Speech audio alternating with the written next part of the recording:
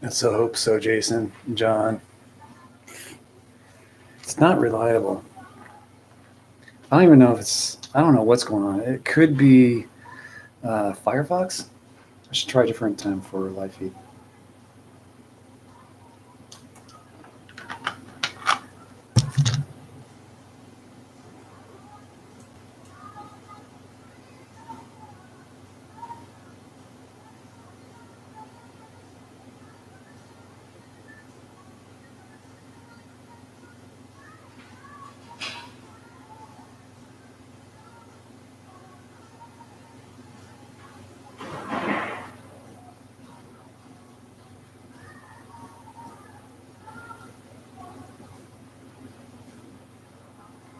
Yeah, it looks like my internet reset again. So shit, I have no freaking clue. Hey, Bill. Yeah, I'm back. Hey, Darla.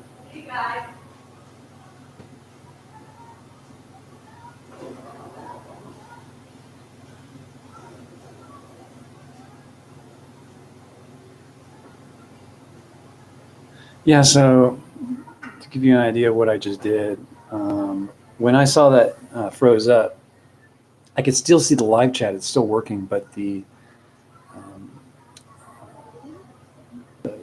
the screen's frozen. I don't even know if you guys can hear me at that point, but it wouldn't. I closed my browser, I reopened it. Let me stop this for a second. And it wouldn't let me turn my camera back on. It was like I was watching the video, but I needed to get back and re-engage. It wouldn't let me do that, so I have to stop it and redo and make a whole nother live stream. I think it's the browser at this point. Firefox just is not cutting it. So what I'll do next time is try Chrome. See if that does any better. Ooh.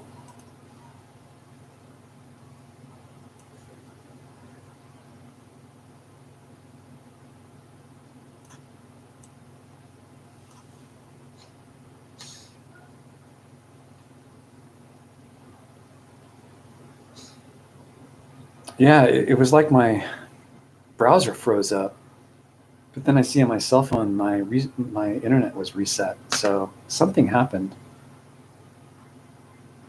I suppose. I think I know what's going on, but so anytime I'm bothered with that, it really kind of messes me up editing wise because I get into this groove and now I'm have to go back and reset. So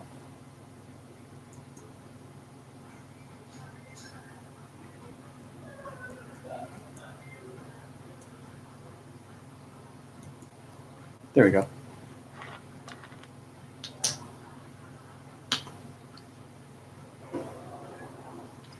Hey, Bill, the editing is going good. I'm almost a minute in.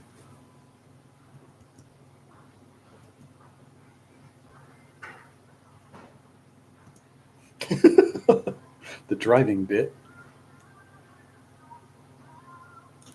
I'm gonna delete that.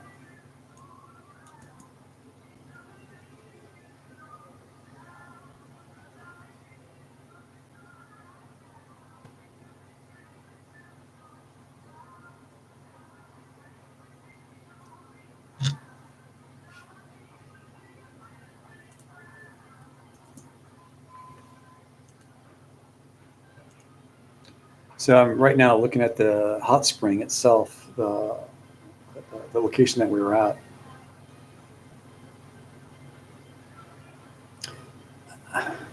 Sarah brought up something really interesting, and that's I could be living at these places. This hot spring, for instance, I could be there for 2 weeks if I wanted to be, but I generally gravitate back towards internet.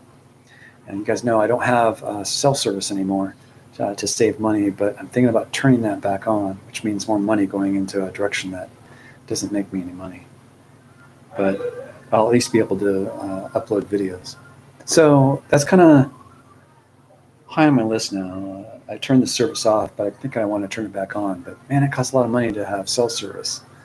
And 90% of the places I go to, I don't have cell service. So I'm really kind of torn.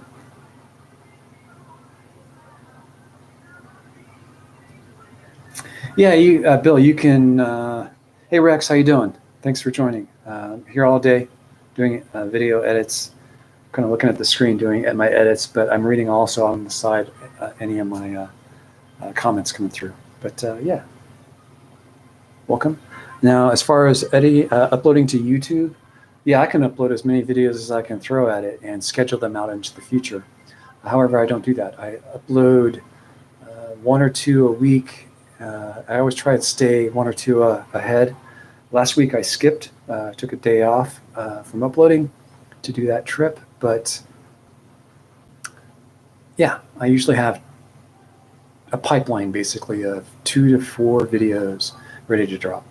And at the last minute, I make that decision on when they drop. Now, when I do tandem videos, collaboration videos, I usually wait, especially with Sarah, I usually wait for her to post her videos of that topic, if ever, and then I'll post mine. If she never posts, then I will post it at a later date. But that's kind of how I do it.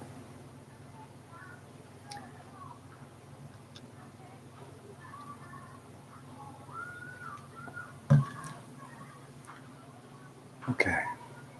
I think you can only make a video live on a laptop. I don't know if you can do that on the cell phone unless you upload it to go live.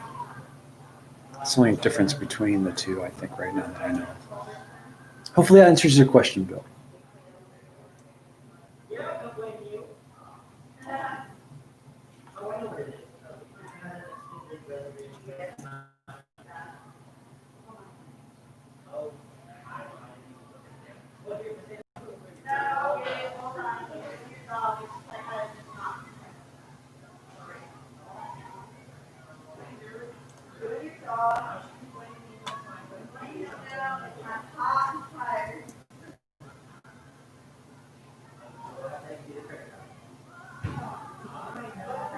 That works well. Who is this?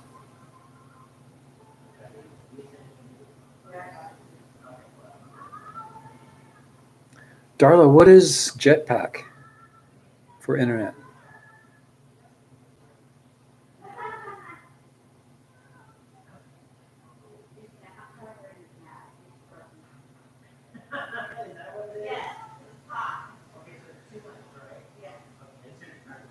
I think Bill's trying to take a stab at Wonder Hussy or Sarah's videos. They're not all fantasy.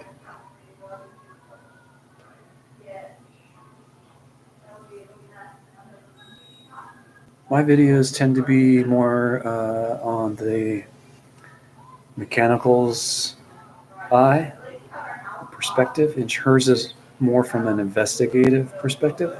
If you put both of ours together, you get a really interesting story. But I only, Bill, I just pay out of respect. I just give her first reveal. I don't want to reveal something that her fans will eventually see. I'd rather have her surprise them with that video. Hey, Tim. Yeah, pop in anytime you want, man. I'll be here for a few hours, at least, with how things are going. A couple hours to do 1 minute of editing? That's terrible.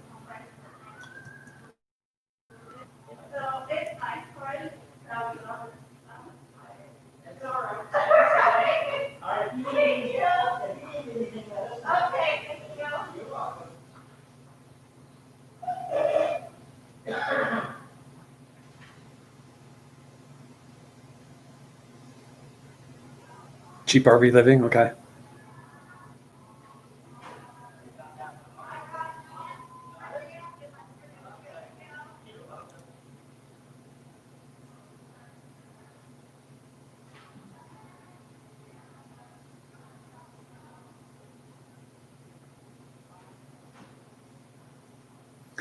Yeah, Bill.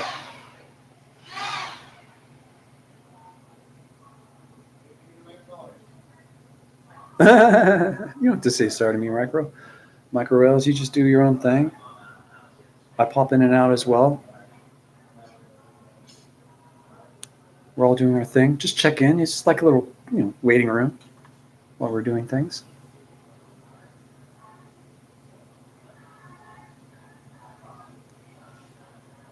be right back.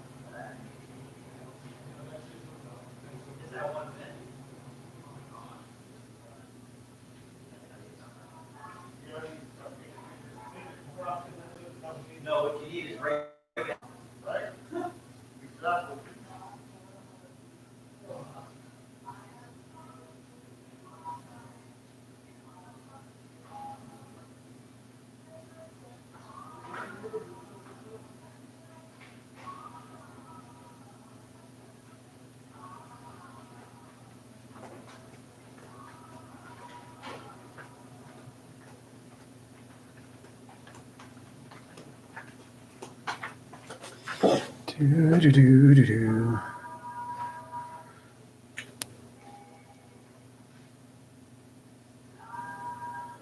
In the afternoon.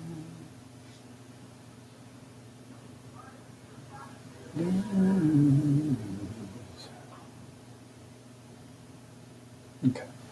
Got my monitor turned back on. So what's going on here?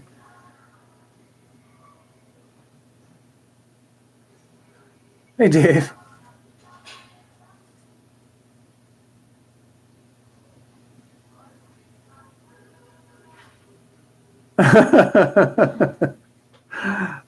Both the thumbs up. Okay.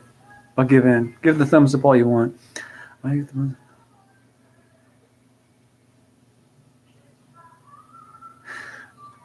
I like her fantasy videos a little bit. I like when she tells a story about who could have lived there, kind of thing. But yeah, it's okay. I really like her explorers.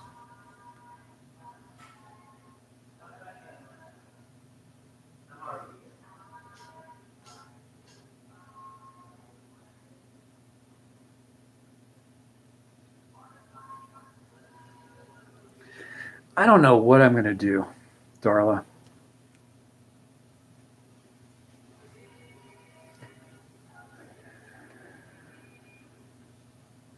I'm kind of torn on that. The reason why I'm in Pahrump is so that I can get internet, like I'm using right now. I'm really at a disadvantage when I'm out in the middle of nowhere when it comes to communicating with you folks.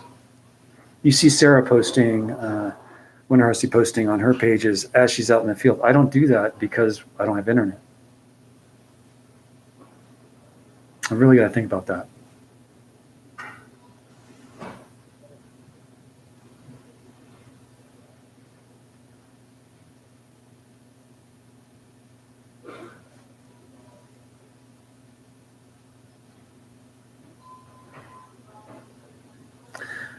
I'll have to look at what that's all about, but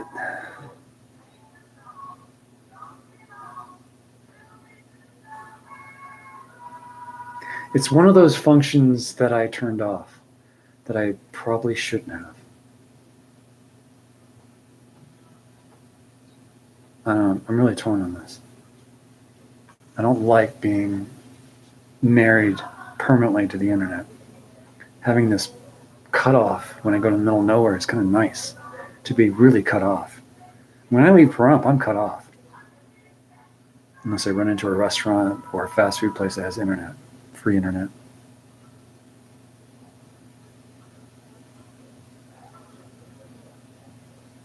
That'd be cool, Dave. I haven't really gotten up to the Idaho border, but I believe that's where A lot of my coworkers went after Safeway was bought up by Albertsons. I believe it was Idaho they went to. They're headquartered in Idaho, Albertsons, I think. Boise? Is that right?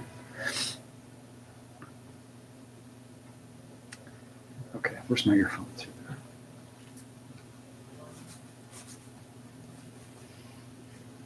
Well, I guess when you see these on, I'm editing, right? Maybe that's a good cue. But I'll poke over.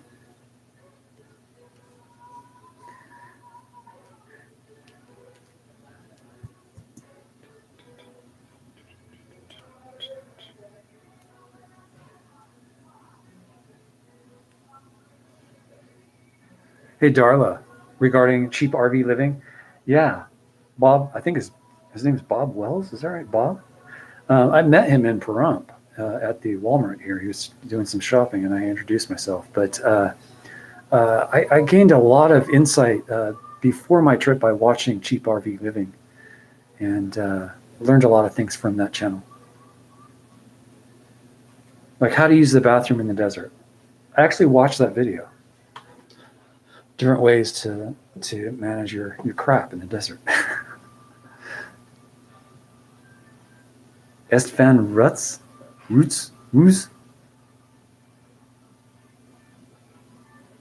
Hello all.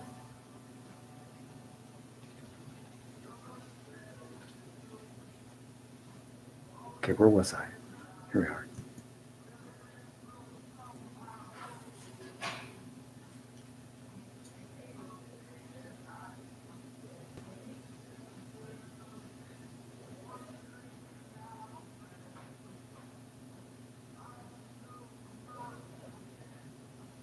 The how to make a shower. I used to think taking a shower in the desert was probably the most difficult thing, and it really isn't. During the wintertime, it gets challenging, but it's also exhilarating. That's one thing I actually look forward to nowadays in the desert, is to be nude in the desert and taking a shower. It sounds ridiculous, but it's the most refreshing feeling I've ever felt in my life. It feels so clean, and you have this weird connection to your surroundings when you're like that, and you feel very vulnerable, and it's a refreshing feeling. It really is. If you haven't tried it, I strongly recommend it, and it takes some cojones to do that for the first time and enjoy it, but I did. So anyway, how to make a shower video, that's cool. Or how to make a shower video. I used to have this, sticking on a shower bit, I used to have this rechargeable battery operated shower head that you just drop into a tank of water and you turn it on and it pumps out water. The heat in the desert killed the lithium battery, so it lasted 1 year and it's dead. So no more of those.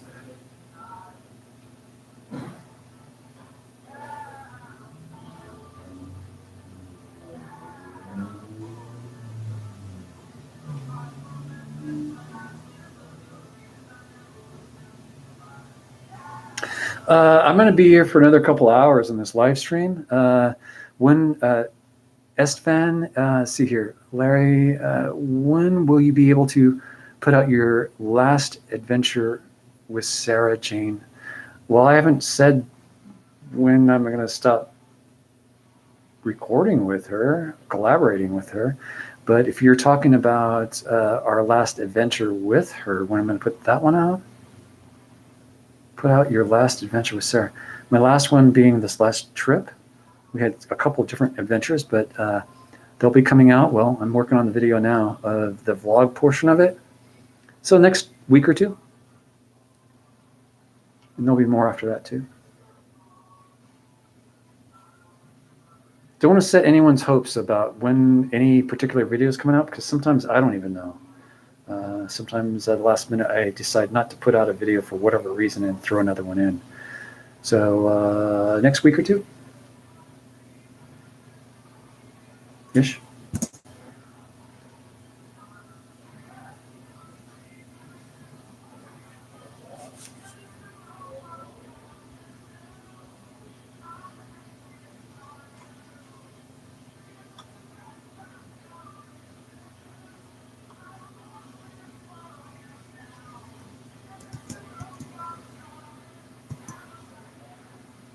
gain, audio gain, apply, 5 dB.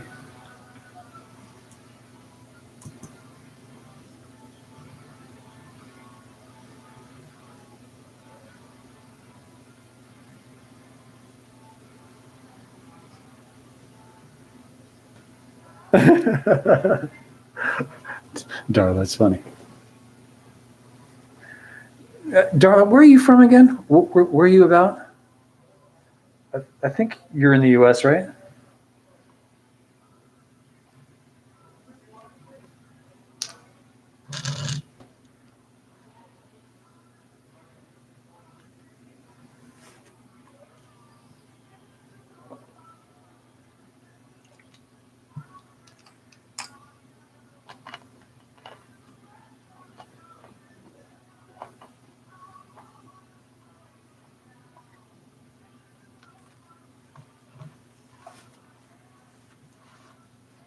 Uh, Dave, Sarah Jane brought some vodka, not vodka, but she brought some gin. I'm a gin drinker. And Hendrick's gin is the gin I drink.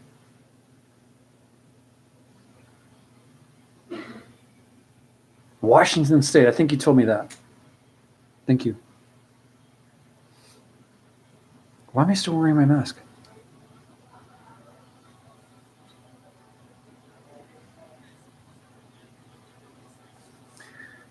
Tom, you got that right. Art never pays. Never. Unless you're dead. Did I just say that out loud? Sorry.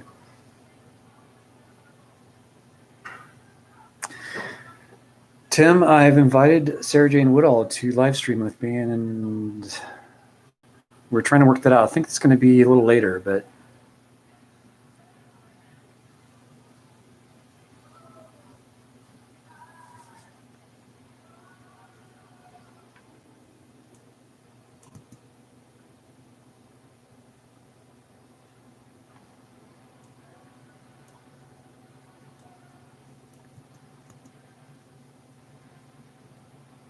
oh, does not pay to Russian artists. You're absolutely right. Because usually what will happen is crap.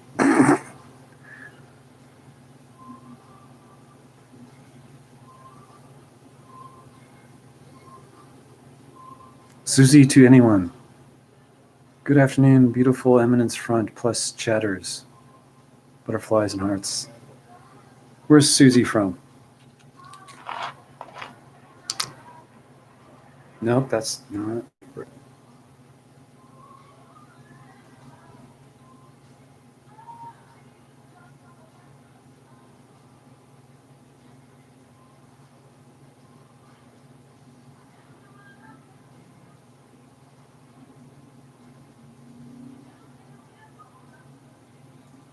That was a strange scene. Crap happens, exactly.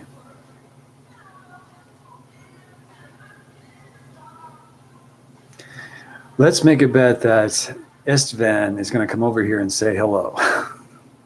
Yes, I'm at the Holiday Inn Express in Pahrump.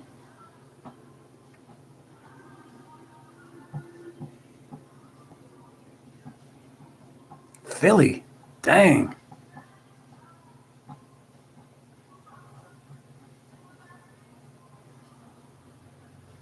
Yeah, I've put out some crap and I'm not too proud of it, but I do my best. You improve every day. I do have some videos I would love to reshoot, but I kind of like looking back and looking at that art going, wow, I've really made some progress. But if I went back and fixed everything in the past, I wouldn't get a better sense of where I'm at now. And I think maybe the US should listen to that a little bit. We can't forget everything. We can't erase everything. Some things need to be left alone. And that's not a political statement. That's just how I see it.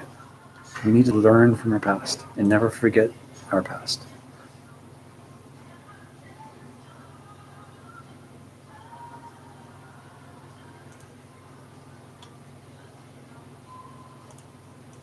Okay.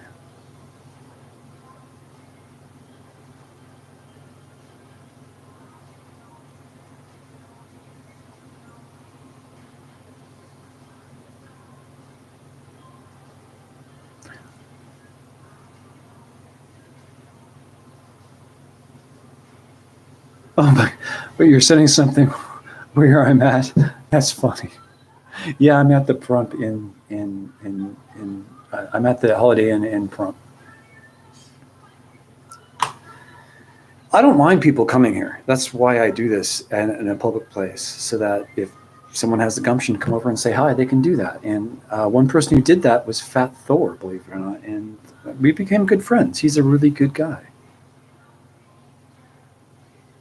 He's very outspoken on what's it called? Yelp. He's a Yelp reviewer. He's one of those elite Yelp reviewers that Sarah even knows. They're like on the same level.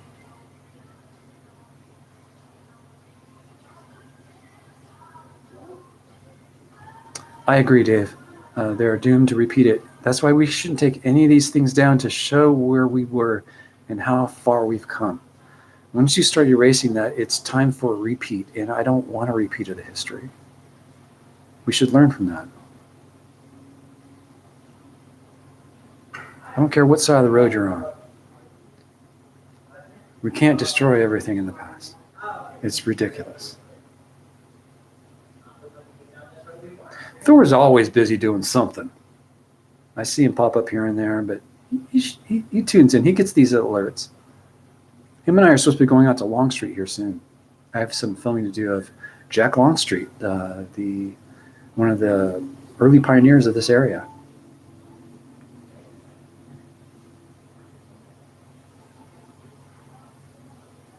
Yeah, but you know what?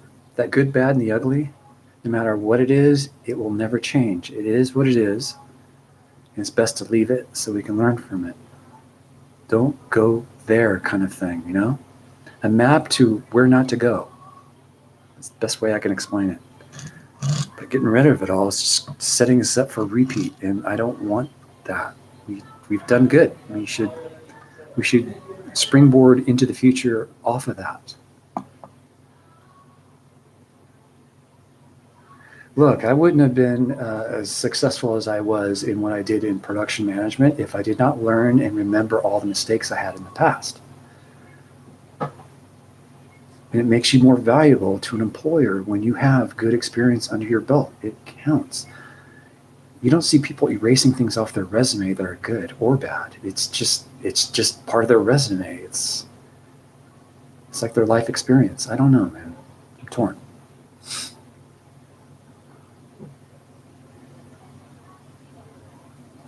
Who's they? Evidently, they don't know their history. The people who are trying to erase it, unfortunately, I think they all know too well about that. Anyway, it's a game. This whole charade that's going on. I feel like it's a game.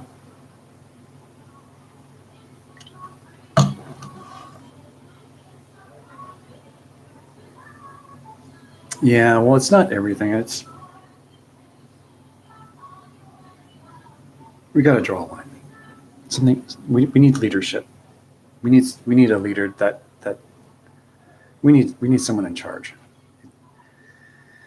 It's like going in right now. It feels like we're going into a kindergarten classroom with the first year teacher in class, and the class has realized it and knows that they're in charge and not the teacher, and all hell's breaking loose. That's kind of how I feel. We need stronger leadership. We need some guidance here. I'm not saying anyone's doing a good or bad job. I just feel like our leaders need to step up. I'm not talking about one person. I'm talking about our leaders across the board, both sides. So I'm not a political guy. Believe me, I'm not. But this is getting me pissed off because it's interrupting my personal life, my YouTube world. My rant is done, guys. I'm sorry.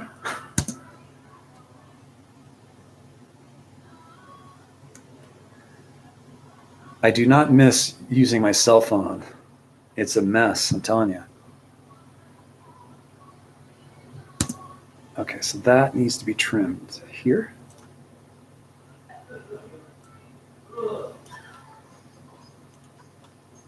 That needs to pop out. Control Z. I'm a big Control Z person.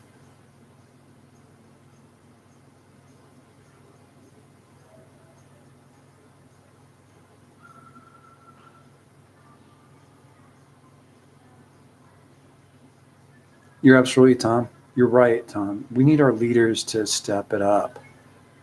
Everyone seems to rely on one person to do everyone's job, and that's not how this place runs. We need our leaders, our elected leaders, to step up and shape up. Some of them are. Don't get me wrong. A lot of them are, but I'm somewhat impressed with the Nevada governor. Newsom, not so much. There's only two I'm really watching, but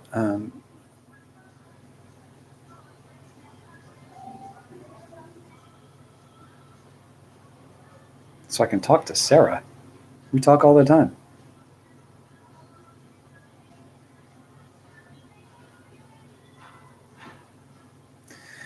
Yeah, Tim. Well, our leaders need to step up, Tim.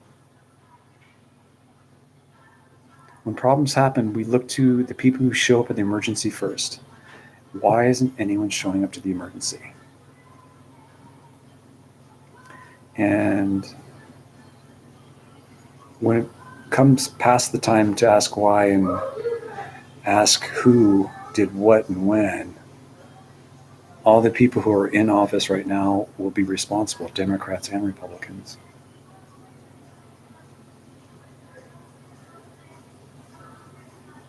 But you're right, we're all Americans.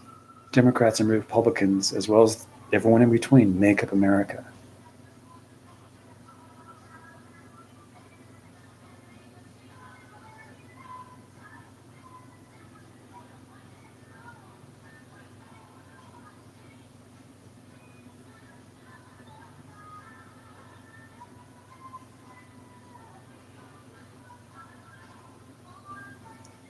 Richard, were you the one who said that?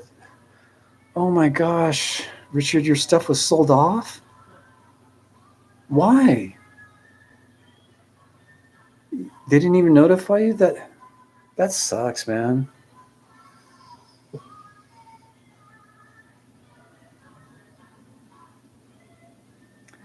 Tom, both parties are at fault. I agree. There's no one really to blame. It's a collective group of bullcrap that should be raising their hands saying, we don't know what the fuck we're doing. Everyone's pointing in one direction, but really they should be pointing at each other. And we just need to get over this and tell them to get back to work. Someone needs to get back to work. You're right. It is a game. The jetpack. Yeah, what's this?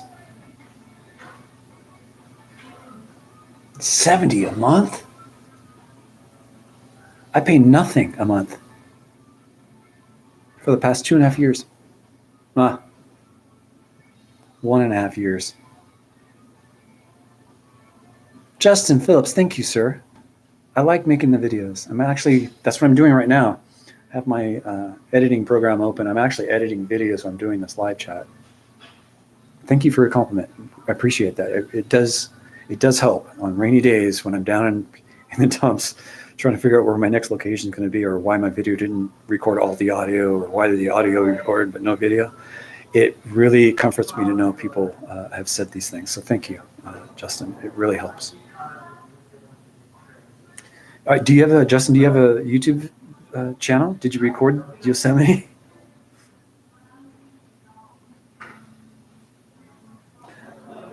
My next set of videos are in the plans are Death Valley.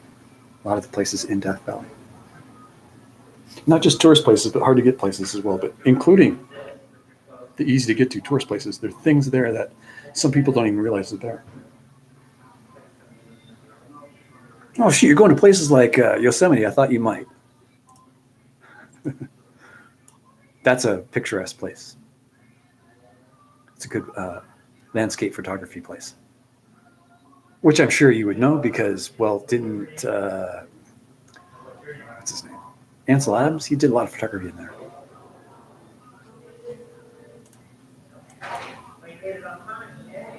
Okay, so there's that. Back to editing. So ask questions, I'll read them.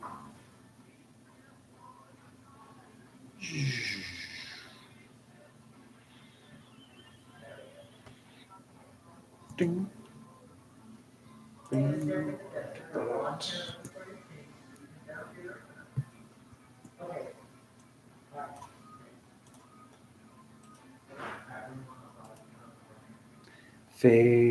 out, audio video, fade in, audio video. I just made a transition between two videos.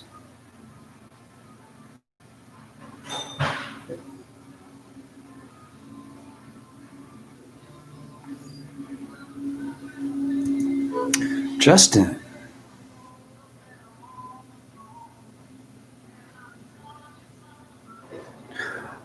Okay, I thought you meant racetracks, like you drive a car on. But you're talking about the racetrack, the Death Valley. I guess it's called racetrack, where the rocks move on their own. I missed two opportunities to go out there. One with Sarah and her sister for an overnight full moon experience with mushrooms, but I missed that.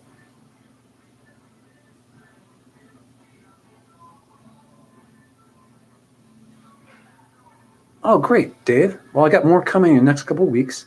This week is going to be a vlog style of me going on this trip. And then the following week will be basically following up behind Sarah's releases of videos that are coming out. Just common courtesy that I wait for her to release those videos of the actual explorer.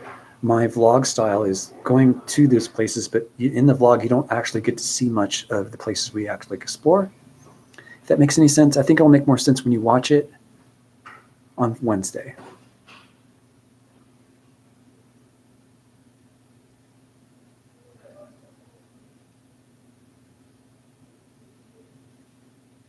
I believe you can take tours of Scotty's castle by appointment only.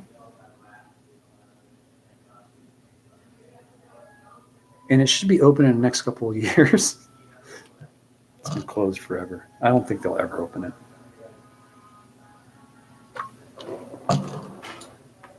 It's too political now.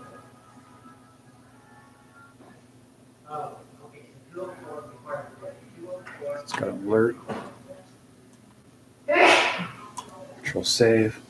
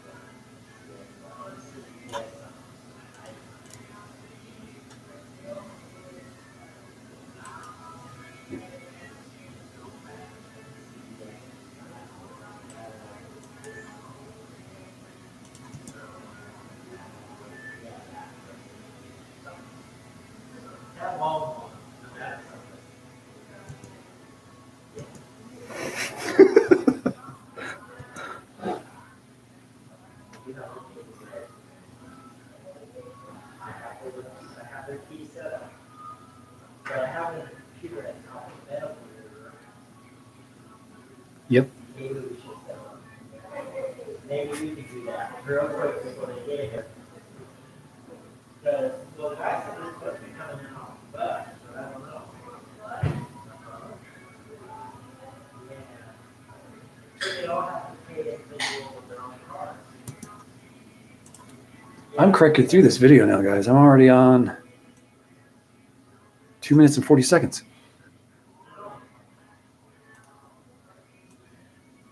Thanks for the thumbs up, folks.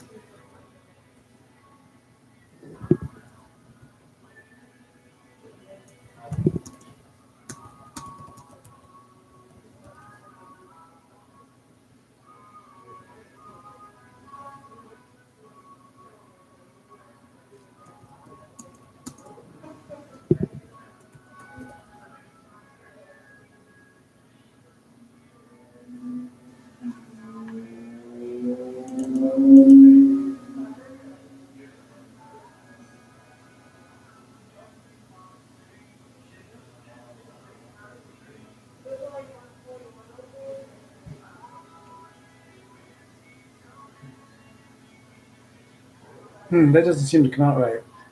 Does it? So let me try that again. I'm going to do a test. At Rick.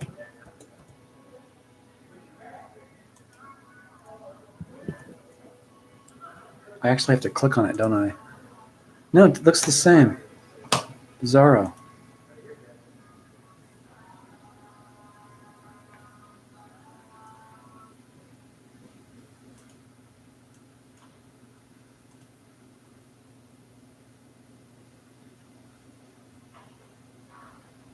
I'll be here for another couple of hours. I'm not going to. It's 3, 4, 5, 6. I'll probably be here till 6.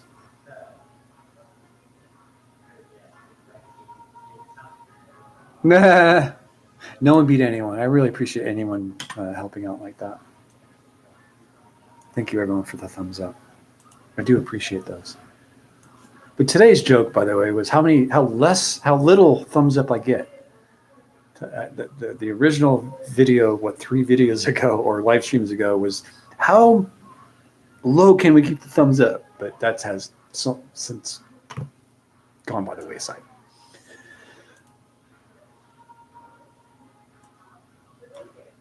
One thing cool about doing editing is like you get to relive the whole trip again because you know the video and where you were and how it's shot, temperature, where your car was parked, the last time you took a piss, all that crap.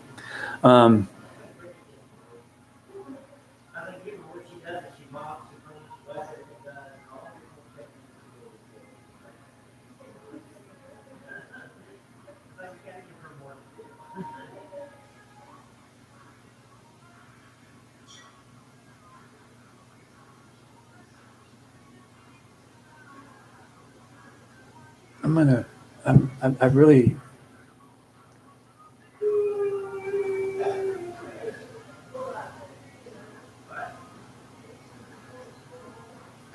I get emotional sometimes when I think about what I'm doing.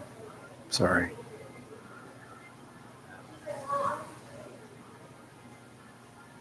Justin Phillips, you're welcome. Happy to help.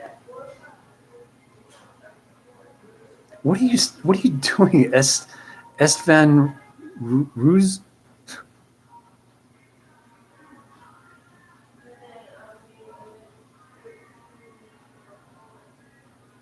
Do all thumbs up? Sure.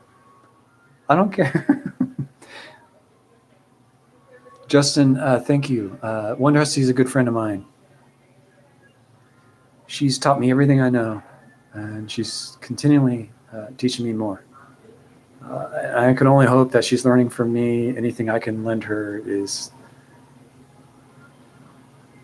pales in comparison to what I've learned from her. So thank you, Justin. Blue Lamp 81, thank you again as well. Sarah's she's a moral compass for me, is what Sarah is. She influences my channel tremendously. But thank you for coming over, Blue Lamp. And please subscribe if you guys haven't subscribed. I do a lot of explore videos. I don't do a lot of this stuff, although I'm starting to do more of it. I tend to do more produced videos.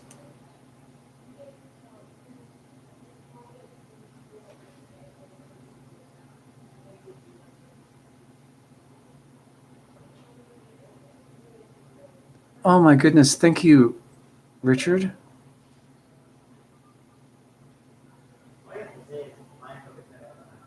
If you would like, Richard, you could certainly do that through PayPal. It goes a lot faster. I have a PayPal. Here, let me show it. Let me throw it out there. 1 second. What is my PayPal?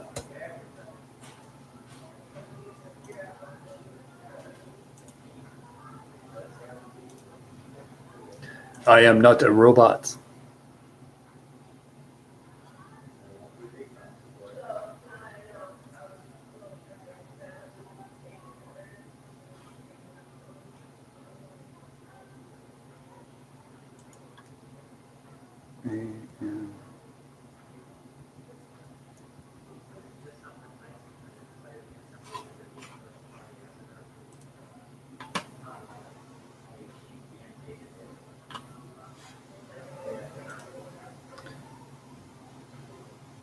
Richard, hold on.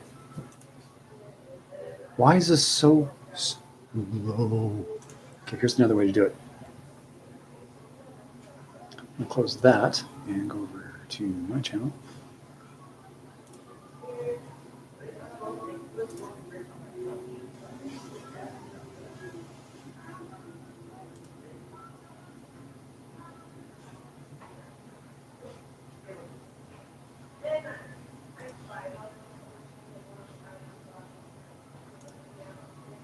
What?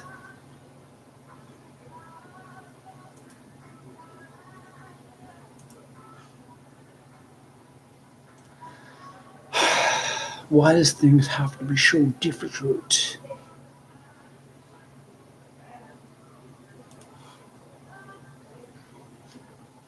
Any of these will work, like Johnny should work.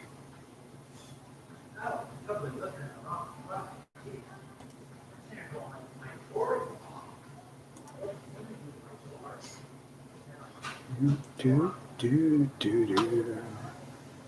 Well, you'll learn a lot of stuff for fun, but I think we'll just kind of get figured out. They will have to. Okay, turn that off, Larry. Okay, guys, so if you guys would like to donate, I'm trying to pull money together to get this lens. It's a $300 lens used on eBay that is a Tamron wide-angle lens, and it has lower light capacity or capabilities than I currently own.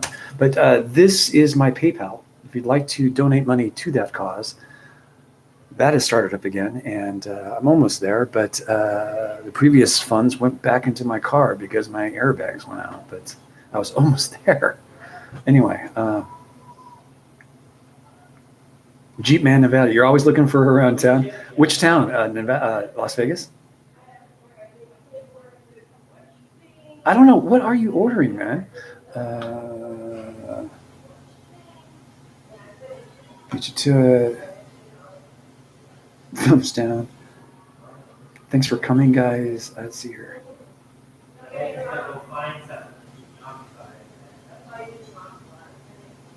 Tim O.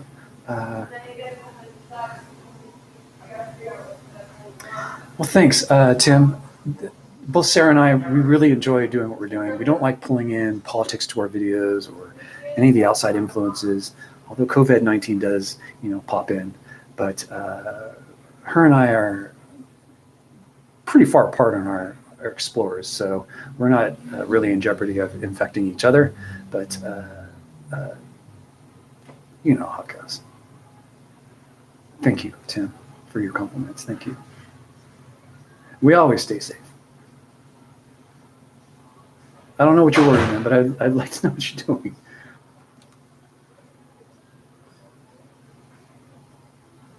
Oh, you're in Vegas. Okay. Well, she's always buzzing around town. Richard, here's how you send funds to me, sir. To that PayPal account. You can certainly click on that and see. Does it work?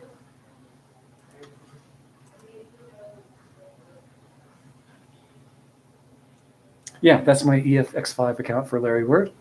And if you guys want to donate to that, you're welcome to do that there. And Richard, thank you for anything that you can throw at that.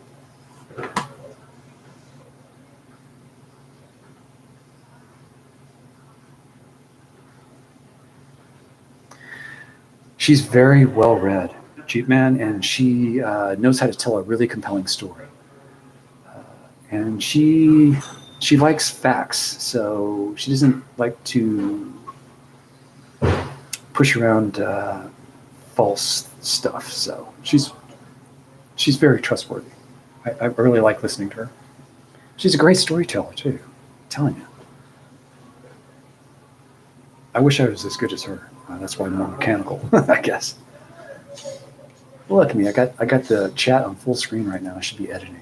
See where you guys pull me. Okay, I'm gonna sit that right over there. Oops. Oops.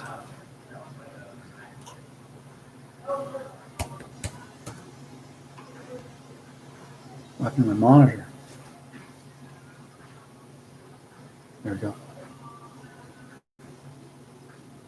Yeah, Jeep Man, she's the reason why I started my channel.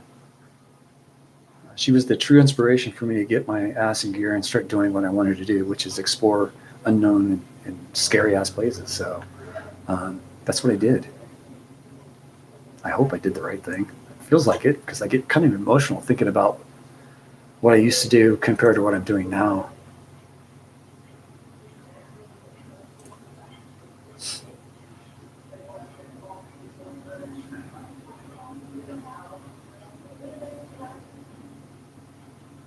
Yikes.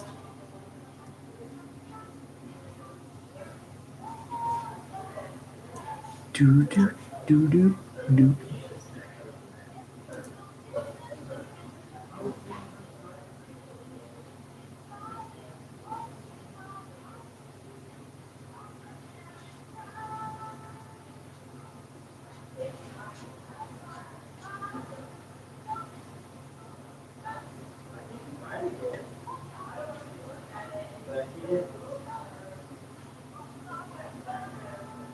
Interesting.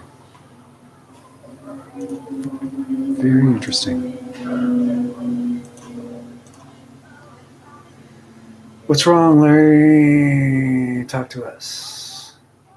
I just reflect sometimes on what I was doing to what I'm doing now, and how if this ever were to end, I would really miss this a lot. This work that I'm doing. I just don't want it to be taken away, and I feel like it won't be, but that the feeling still comes over me sometimes, like somehow it could be taken away. Yes, all things must pass.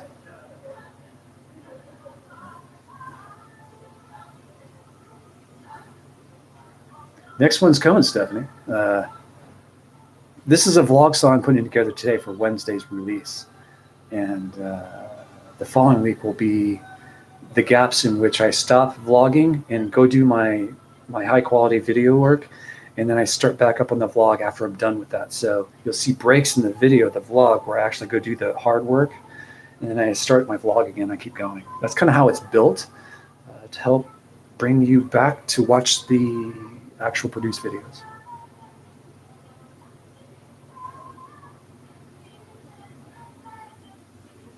The liver feed.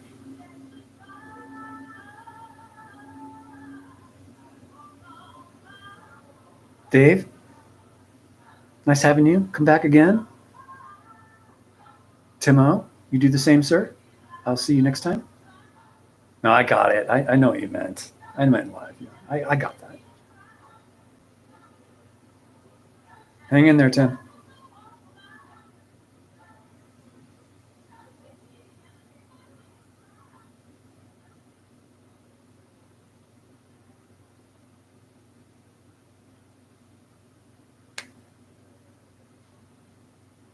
Neff. Yeah, it is a strange name. I can't even say it. I don't even want to try. So Neff is good. N-E-F.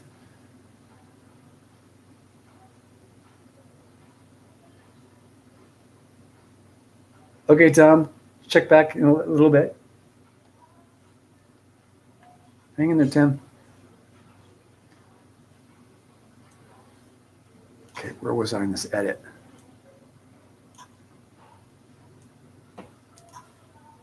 Ooh, 2 minutes.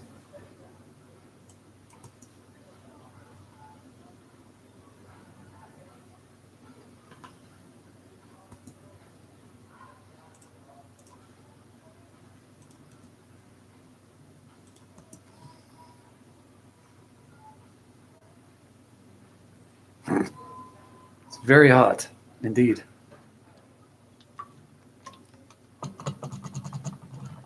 Beautiful sunset.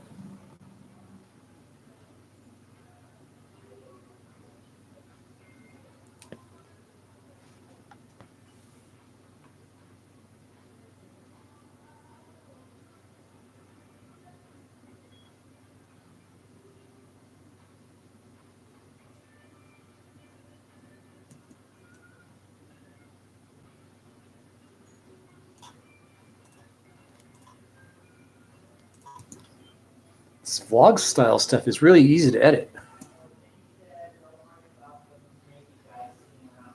Hey, Neff, I'm going to be doing a lot of traveling into Death Valley itself.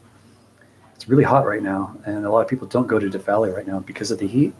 But there are locations within Death Valley that are really high elevation that are tourist locations and destinations marked on the tourist maps. I'm going to be doing a lot of those map-wise. So it's really inside the park that I'm going to be doing videos.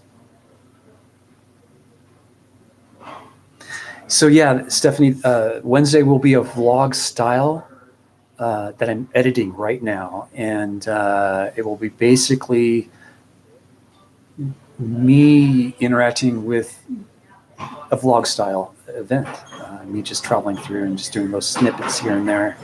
And you're gonna have to piece it together a little bit, but I'm trying to make it work. And it's working really good. It's going together really quick. So heat, because Neff, I have come so close to being in trouble with heat that I pay it a lot of respect and give it a wide berth. And I stay away from hot temperatures from now on. Anything above 100 degrees, I don't hike in anymore. 107 is about where that's it. I mean, you're out there in 107-degree temperatures, something bad's about to happen. No, we actually used Sarah's radios last week, but when I realized I didn't have my radios yet, I better start doing research. I reached out, but I've not bought any radios yet. You guys might not know this, but I don't have a lot of funds to keep the toys coming. And I've got all the toys I really need. I just really need to hunker down and do the work. But radios and satellite communication for emergencies, they're kind of high on my list right now. That will allow me to do a lot more solo work versus dragging safety around as a second car. So that's kind of where I'm going. But it's difficult right now. I don't make a lot of money doing this, folks.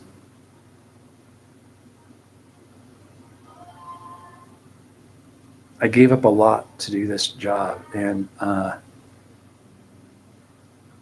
if you guys have ever tried living on $300 a month or $400 a month for a couple of years, try it. It's not hard to do if you're siphoning off your savings account, which I've been doing. I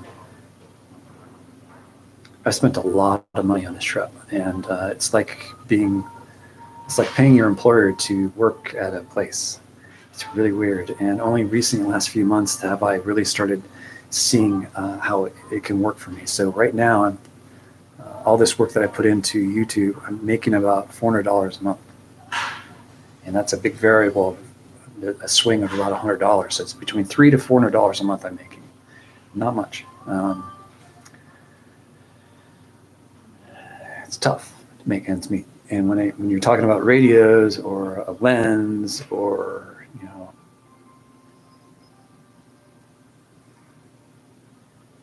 it's embarrassing sometimes that I can't just go out and buy the things that you guys probably think nothing about. And it's a different world for me now. I used to be like that. I used to, I need this, go buy it, order it, be here in 2 days. I need it overnight.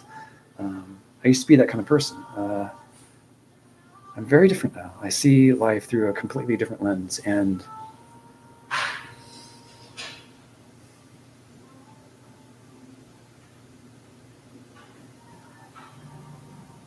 it's a job that I absolutely love. I love this job. And it pays me absolutely nothing. But there's not a thing in the world that can pull me away from it. Isn't that weird? I think it's cool. I like it. It gives me hope. Tough hombre, huh? Thank you, darling. Thank you, Richard.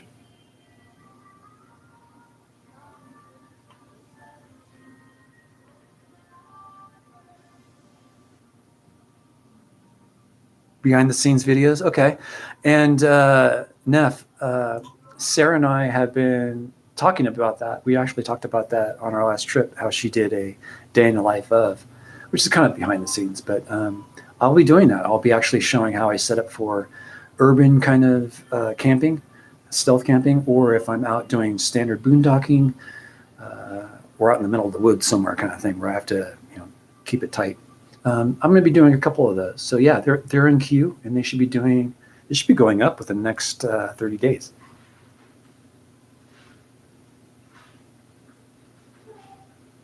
Passion is a secret to a good life. I think so. I'm very passionate about this, but not so passionate that I'm blind. A few months ago, I came to the realization, Richard, that I cannot continue funding this adventure. I'll need to start reaching out, or the adventure will end, and I don't want it to. So I started reaching out a few months ago when I was laid off through COVID-19. And I had a real problem about asking for any kind of help from unemployment, stuff like that, because I'm still working, I'm still doing my YouTube videos, and it's bringing in like a couple, $25 a month kind of thing. So as I started reaching out, I started getting more Patreon supporters. I am now up to about $200 in Patreon a month, which definitely helps. That's what's going to fund a lot of my Death Valley videoing in the next couple of weeks. And through my AdSense, my Google account, I'm making about the same, about $200. And that has just funded a lot of my travels up to northern Nevada. I did have a lot of viewer support on that as well. I think I had about $150 come in for that. So it really did help out quite a bit. But yeah, I'm not living off the government. I'm not taking any kind of help from that. Just doesn't feel right. I'll use that when I need it. I don't need that right now. But I'm doing what I can with what I have, and I've decided to start living the harder life, which is really cutting back on a lot of things, unnecessary things. So I'm doing a lot more planning. Anyway, so that's kind of the lowdown. That's kind of what was bugging me a little bit. It's sad, but it's true. This is the least I've ever been paid, but the most gratifying job I've ever had in my life. It's not just the videoing and the editing, it's the exploring bit that's really got me hooked. You can do video and editing on anything, but it's what you like to do.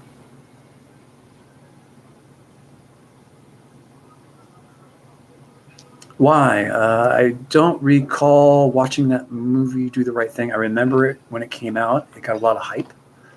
And I remember me being into art videos at the time, independent films. But at that point, I think that came in the 90s, right? Do the Right Thing. And I think, anyway, I'll take a look at it. Never got to watch that one. Okay, John, I'll talk to you in a bit. Tune in again. I'll be here for another couple hours. What was it? Oh, edit. This was audio gain. So yeah, things I pay attention to. Audio gain between videos, between shots, fluctuate. So some of them, it's hard to hear me. Some of them, it's too loud. Each one I adjust. So I got 54 adjustments to make throughout this video, but they're real quick. So audio gain, adjustment. This one's too low. I usually go up in 5 dB octave steps. And yeah, visually you can see it. And in the earphone, I go back to the previous scene, which is equal to the one previous to that, and it's a steady level.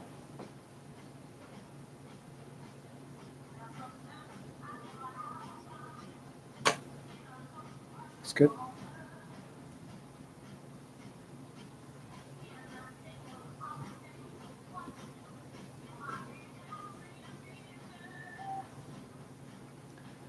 Home base, yeah.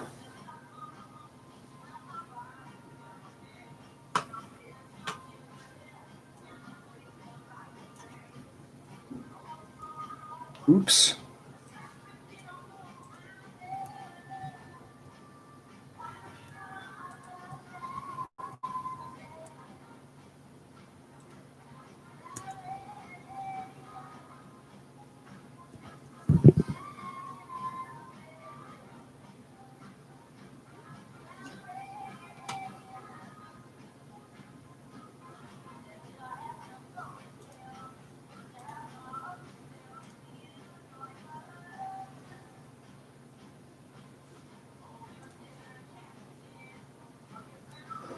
Could you change to a different state or town? Because there are some beautiful places in the Southwest.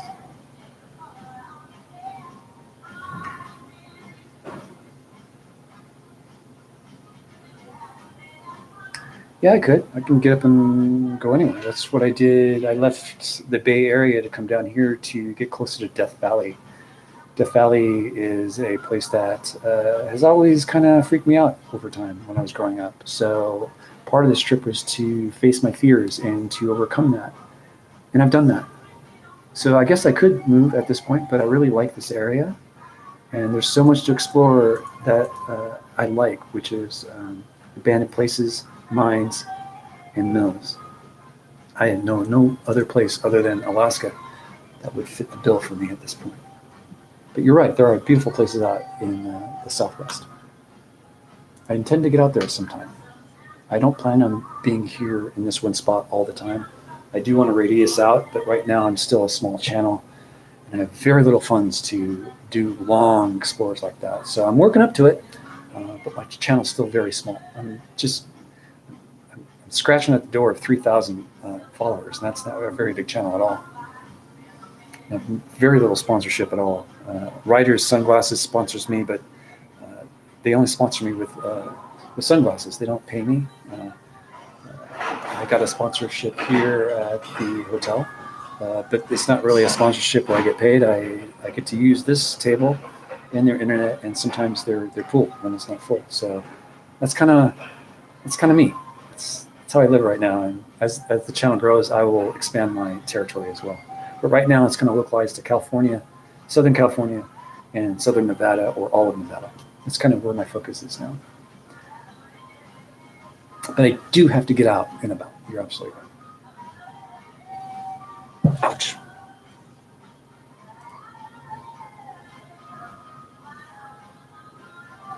Where's the...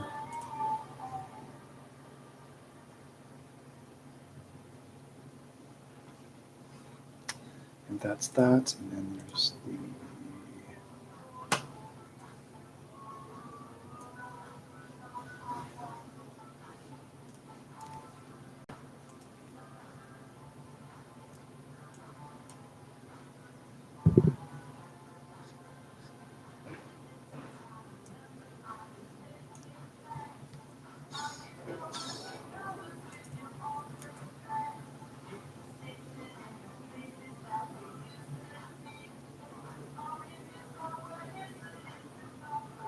Oh, Richard, you guys, the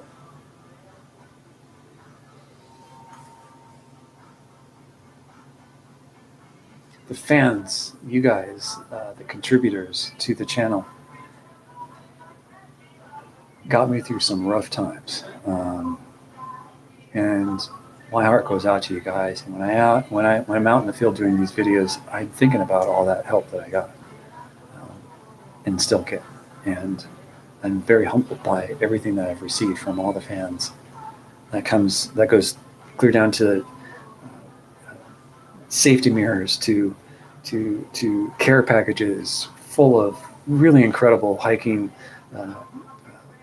foods. Very, very well thought gifts are being sent to me, and all the help that I'm getting from everyone. It's just, thank you. I can't say thank you enough. The channel would not be here without the help of the viewers and the Patreon members and all the donations. So thank you. And there, I just posted up my PayPal donation. If you'd like to PayPal there, or you'd like to join my Patreon page, please do so. And it's from X5. And yeah, that's kind of it. You know, that's the lowdown, I guess.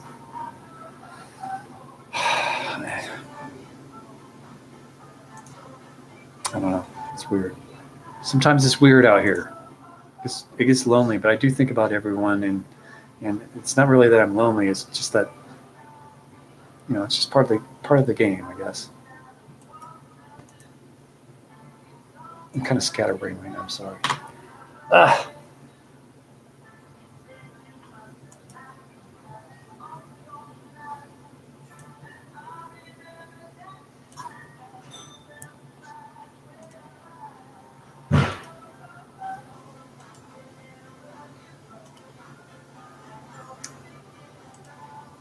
And here's my Patreon page. Now, the Patreon is a subscription-based donation as low as $1 a month. I do post some things there that are unique to Patreon only. But if you'd like to support my channel on a monthly basis, a subscription basis, that's where you would do something like that. Or if you'd like to do my Patreon, my PayPal, you can do it there. Now the PayPal is instant. It goes directly to my account and it's accessible from there, and we proceed forward. But yeah, that's what's going on with that. Darla.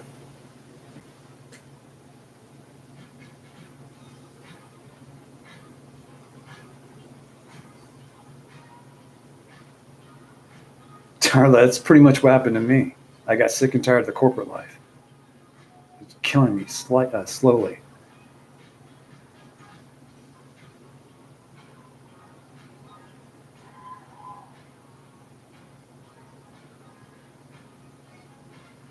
Oh, really?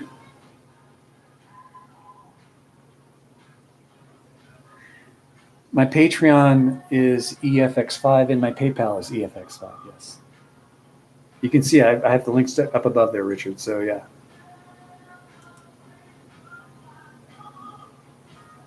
I didn't even realize I got that right, at least, the EFX5 on that to be the same.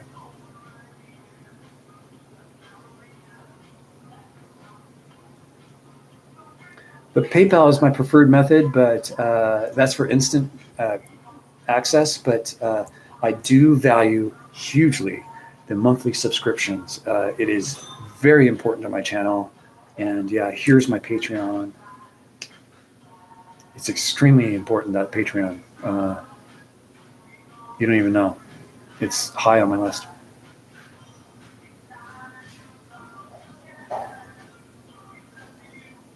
Oh, Neff, I'm just reading your comment from up above. I'm working on producing short documentary featuring pieces about folks such as yourself. I'm picturing ideas already. Sure, yeah, keep in touch. My email's in the description below. Thank you, Richard, about the behind the scenes. I like doing those. Hopefully more to come.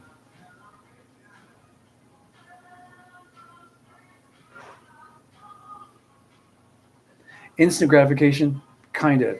If I'm going on a trip and I need those funds to go on that trip, then yeah, that's great that way. Or you can donate through Super Chat, which I hate because Super Chat takes at least 45 days before I see those funds. Neff, yeah, email me, eminencefront@gmail.com, eminencefrontx5@gmail.com. Can't even get my own channel name right. But my email's in the descriptor as well, I believe.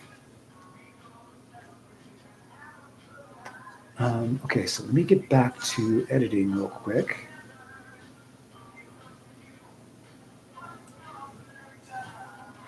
Everybody, everyone in the world, come on. I should expand to Oregon? Okay. Oregon would be fun. Debbie Wagstaff, my day is going great. Yeah, Tom, takes about 45 days. So here's how that works. I get paid from Google through all the ads that run on my videos every 30 days. But they pay you every 45 days. So there's a 15-day lag. Let's say, well, it takes 45 days because it has to go through the AdSense account payment. But if you do through PayPal, it's there as soon as you hit send. It shows up in my account, and I can transfer it to my my Wells Fargo account, and I'm all set, ready to go. Yeah, I would guess that's, John, I would guess from here to Oregon is at least 3 tanks of gas. I get 21 miles a gallon, so yeah, it's gonna be some fuel.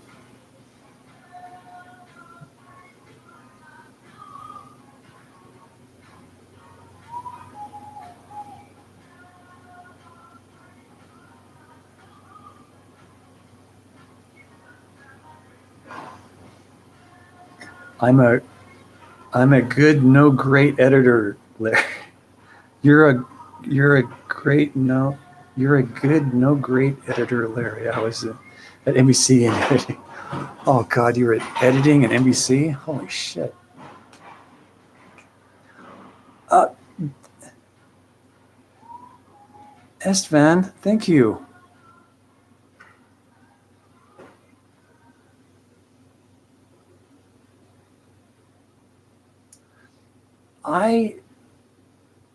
You guys, okay, I'm going to tell you guys a little bit about myself, and maybe it'll give you guys some insight on why I don't mind doing video editing.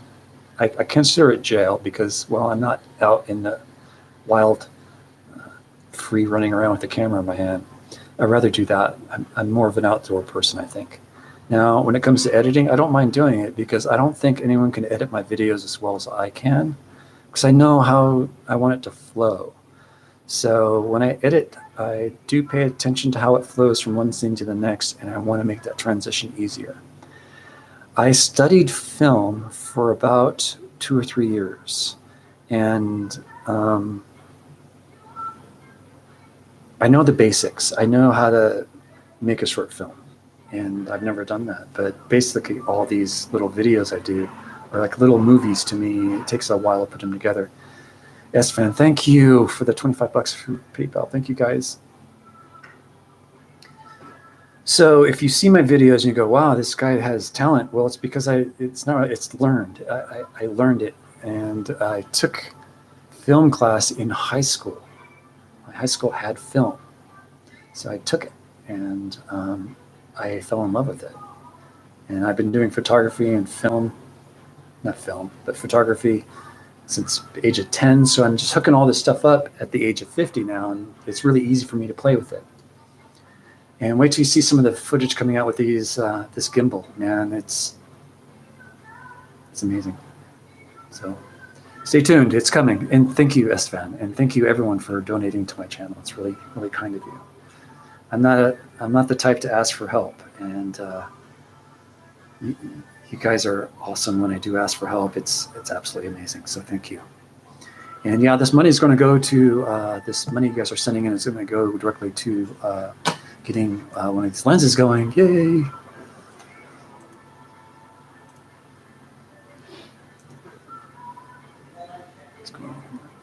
I'm going to have to take a potty break, so I'll be right back.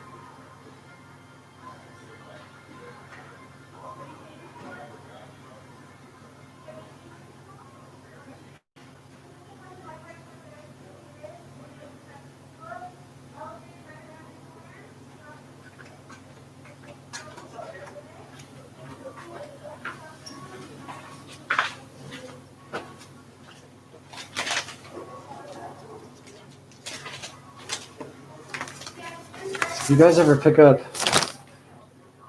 or get a copy of the visitor guide? Inside there, in the center page, is a map of the park.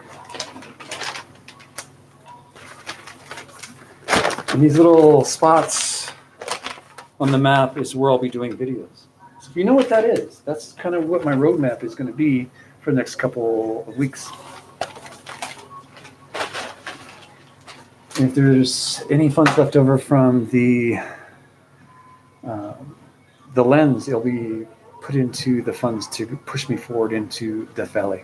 So it's kind of what my plans are in the next couple of weeks. In case you guys are interested.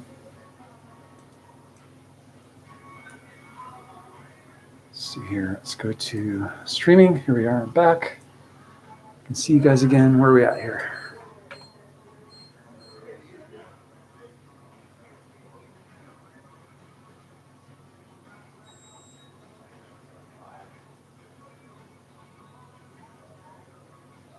Yeah, fuel is a limiting factor for me. Fuel is my range, and my funds dictate how far I can go out. And it's a round trip for me.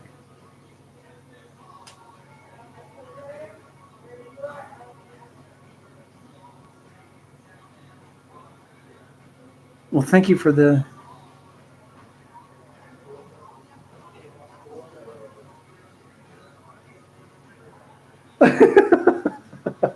Tom. I started one film. I started a bunch of films, Tom.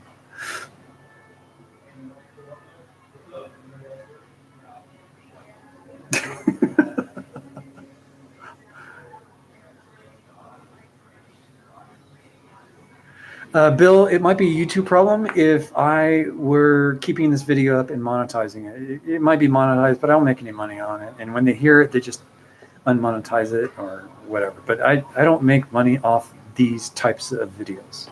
I don't leave them up. And it messes up my algorithm fine. It really throws it for a whack. So I only leave them up for 24 to 48 hours and I take them down. It's more for the viewer to interact with me, ask questions, get to know me better, stuff like that. Hey, Neff.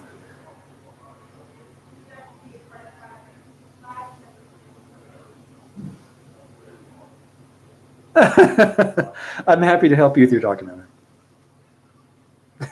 Let me know.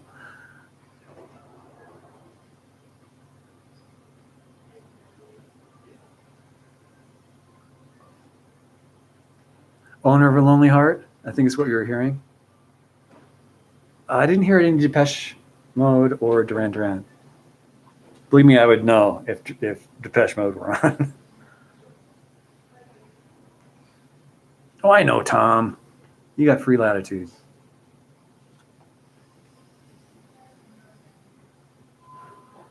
It would, yeah, Bill. It is a problem if I'm doing a full-on explore video, and let's say Run DMC is playing in the background. I could get demonetized for that on that particular video, or all the proceeds of that video, the income from that video, would go to the artist. That's bullcrap. Cars driving by and playing, thumping music really loud, and if the algorithm picks it up and figures out what song it is, all the money goes to them. Like, how is that possible? That's bullcrap. Now, if I put in a track like with Run DMC music in it, or The Police, or The Who, yeah, I'm asking for it. I will get that video will get demonetized, and all proceeds will go to them. All funds that would come to me would happen to go to them. So that is a problem, Bill. My fees, not so much.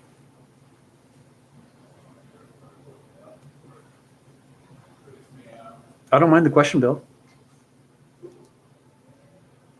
I think everyone should know this stuff too. So, okay, back to this.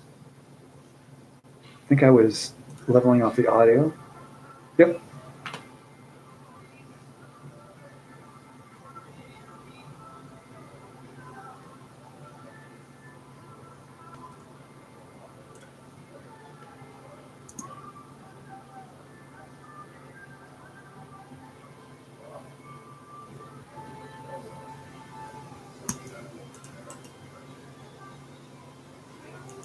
Fade.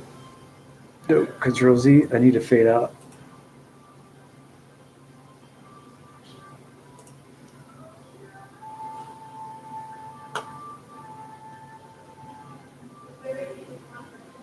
Hey, Richard. I do have a question. You work for NBC Editing. You said I was an okay editor. Is that right? Is there something specific in my editing that you liked? And I think from a person who's an amateur editor to a person like you, more professional, I think I could take that criticism.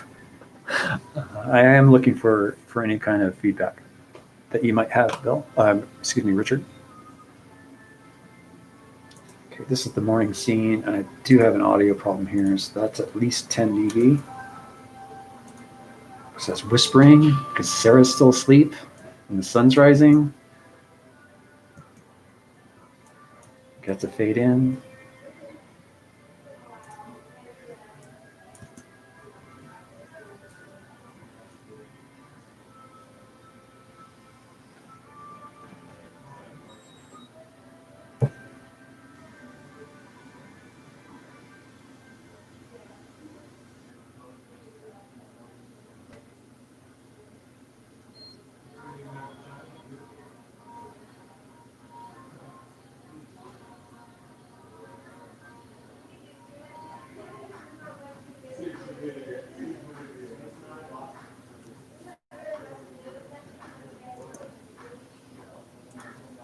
Geeking out right now over this footage I just viewed. No, not for frozen up. Okay, so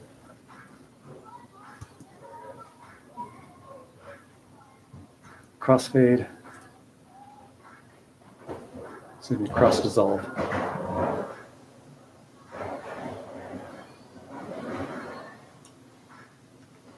One second. Center dissolve. Doesn't even ask me to do that. Okay, apply.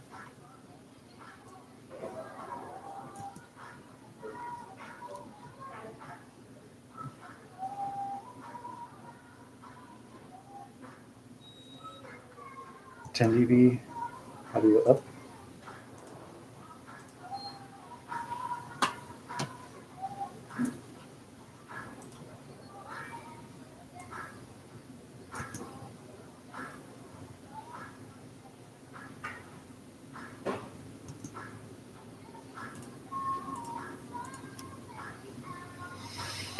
Of course, I should put the crossfade in after I'm done editing the intro to that particular thing. Crossfade, zoom.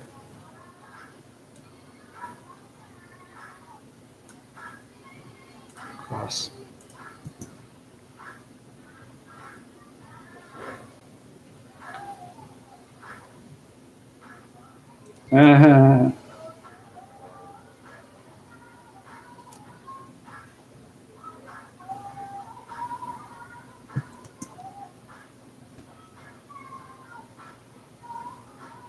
I'm pinching my nose right now because I'm about to sneeze. Pixelation just did the strangest thing.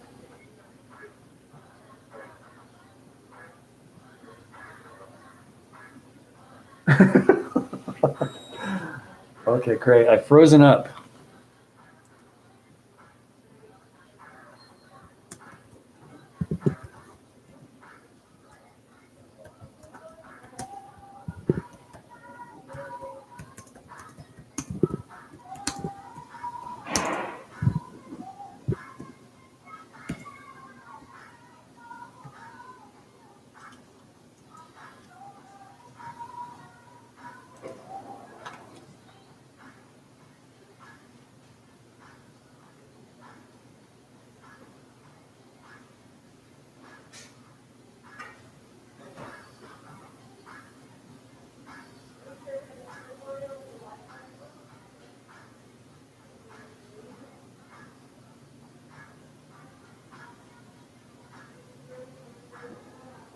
Yeah, I agree, Neff. It's kind of subjective. Yeah, I did see kind of the same thing, Tom, on my side. So it's definitely originating from here, I think. because I did see something happen on this as well. Or maybe a YouTube. Maybe YouTube's failing and they're going to go out of business tomorrow, which would leave me kind of in a bind. But I see that kind of lags. But yeah.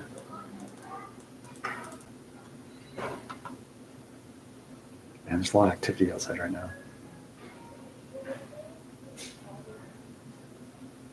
From the neck down, I am.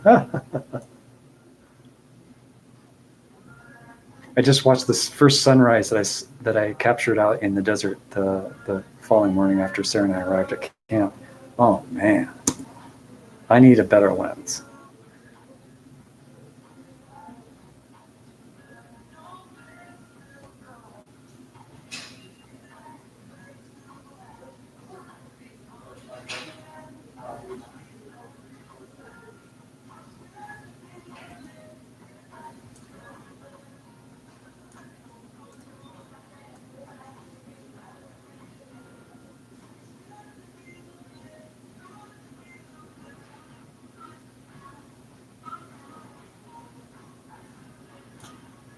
Leave that.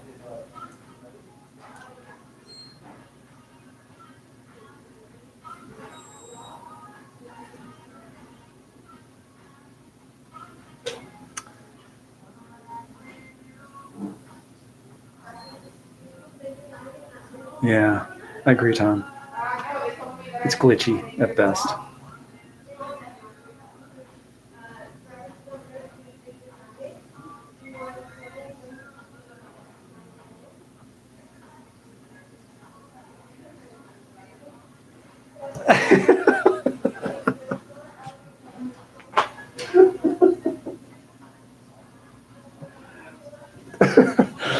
Okay, so as some of you guys know, I smoke marijuana from time to time, and I remember shooting this scene. It was I'm waking up in the morning and I'm walking over to the hot spring. Sarah's still asleep, and I'm walking over to the hot spring with some coffee, getting ready to take a dip, and I had realized I took a morning toke, and I walked over to this scene. I'm doing a really nice scene, really nice intro of what you're looking at, and I immediately turn over and say, "Yeah, and I can't use this scene because I left my paraphernalia." Yep, yeah. I'll be deleting the scene right now.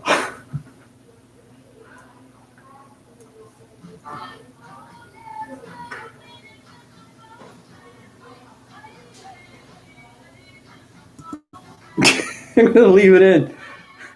I'm gonna leave the scene in. See if I get busted for that.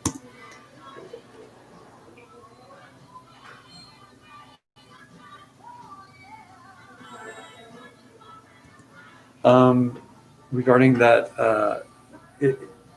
upgrading that lens, yeah, I've been pretty good with buying stuff on eBay. I really look at the seller's past record. I don't do business with people on eBay unless they have a good track record. And I have a spectacular buying record. So when I start asking questions about a product, I get the right answers. I give a good review of that seller. So. Did you order pizza? Did I order pizza? No. No? Why? It's under your Larry. You didn't give me last name? Word? Yeah. I'm Word. Huh? Wait, hold on a second. Neff, did you send me a pizza from Domino's? Is that your last name? Yeah, Larry Word. Ward. Word? Ward. Yeah. Yeah. Oh my I God. got a 2-liter and then a soda. Oh my God.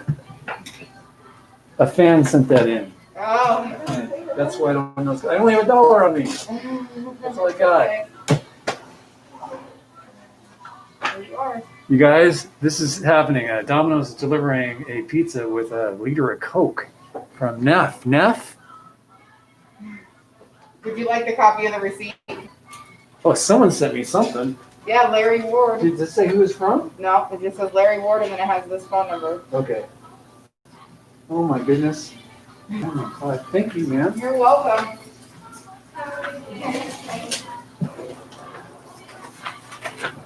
Who sent me this?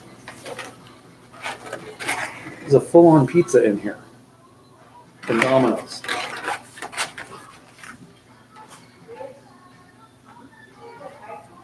And Coke.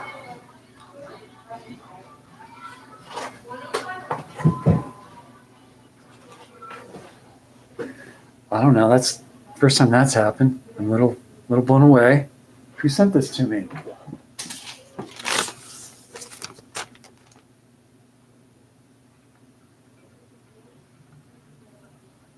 Who sent this? Neff, I thought this was you.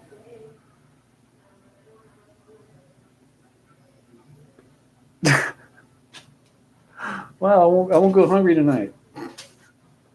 Or tomorrow. Or the next night. Thank you, whoever sent that in. I'm pretty sure that was Neff, no? Weren't you saying something's going to take an hour and a half to get here? What the heck? Anyway. S-Van, thank you. I didn't deserve that, did I? I mean, I guess I did. I don't know. What did I do? Thank you. It's very nice of you guys. That kind of hits me sometimes. So,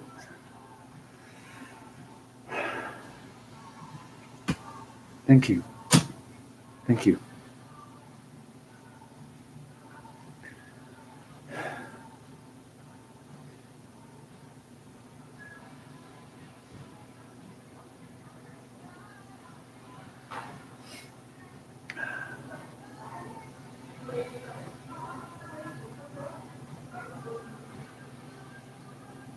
You guys are too kind. I don't know how to react sometimes. I'm not used to this. I'm used to doing it all myself. So it's hard sometimes for me to feel, I feel confused. I feel conflicted, but I'm very grateful for having all this.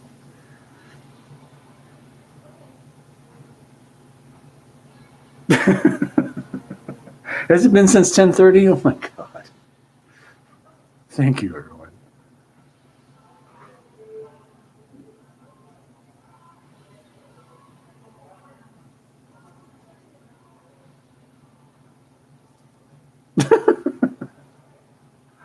Oh gosh. Okay, I'm just kind of freaked out. I'm gonna take a break for a second. I gotta gather myself a bit. 1 second.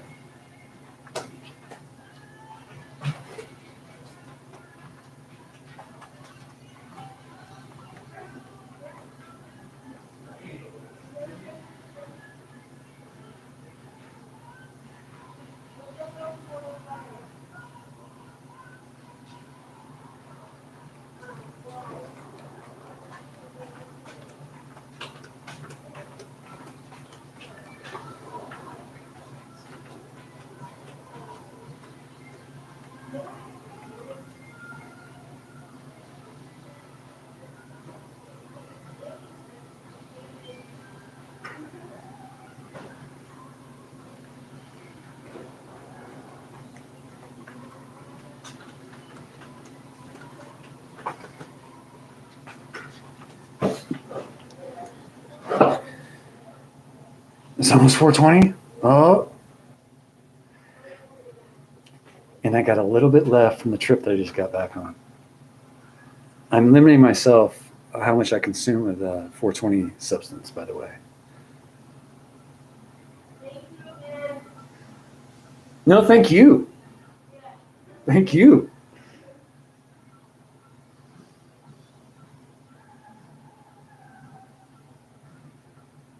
Hey, Neff, I'm all, no one does interviews of me, so they're tough to do interview videos. They're not easy to put together. I tried doing one with Sarah Jane Woodall, and it's difficult. I have a lot of respect for people who put documentaries together. It's not easy to tell a story like that. But anything I do to help, Neff, you just let me know. I'm happy to help out with anything you want to do. But get some videos up, man. Let's see some of your work. Oh, that's not me. That's Larry sitting in a hot tub. This is the water.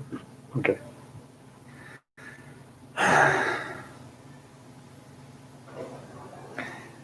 S. Van Roos. Ruz? How do you pronounce that? I'm always I don't really know how to be anything else other than myself. I think you see that in my videos. You see it here. It's the same dude. But yeah, I try to be. It's not hard to be if you're just honest with yourself. It's consistency, right?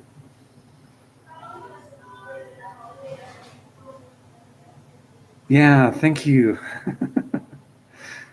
S-Van, thank you.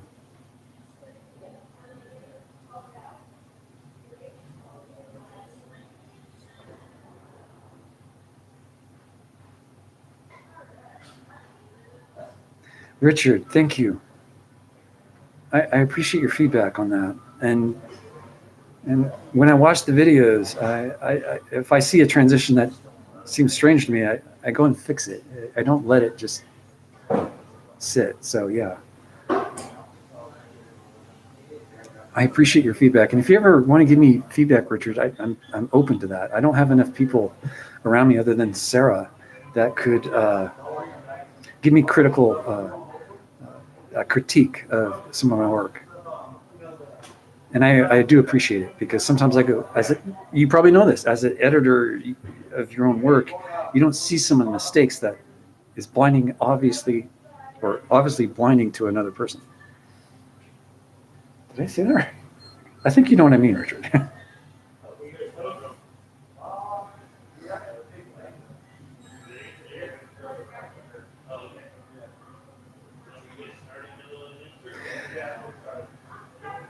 Hey, Todd, this was not from Wonder Hussy, but Wonder Hussy put an engine in my X5.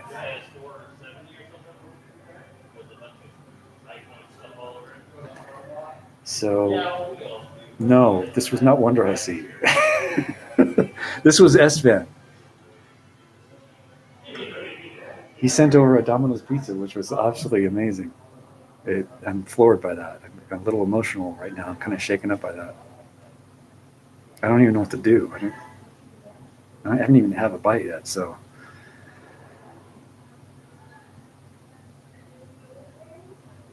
Yeah, but he said an hour and a half. It's like almost 2 hours to get a pizza delivered in Pahrump. That's ridiculous.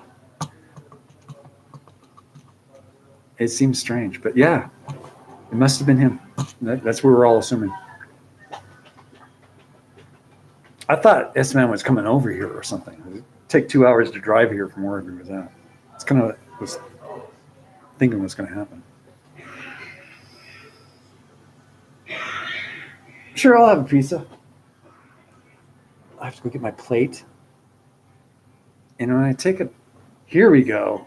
Okay, I'm going to do my 420 celebration right now, but not on camera. I can't do that in the hotel lobby, of course. So I'm going to go out to my car in the parking lot, get a plate. You can almost see my car from here. And you know what? This is how my mic got all messed up. I will turn the camera so you guys can see me take a toke outside. So my car is right where the Coca-Cola bottle is. So let me move that. Okay. You see the car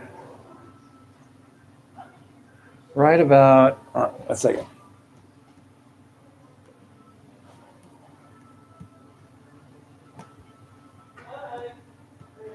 Da-di-da-di-da. Why won't this move?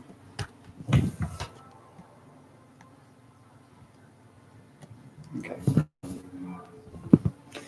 If you see the car right there, that's the X5. The car furthest away, I'll be going over there. I'll have a toke over there and get my plate for the pizza. I'll be right back. And there's some people walking a dog. No, that's a bag. They're walking a bag for exercise. Right back.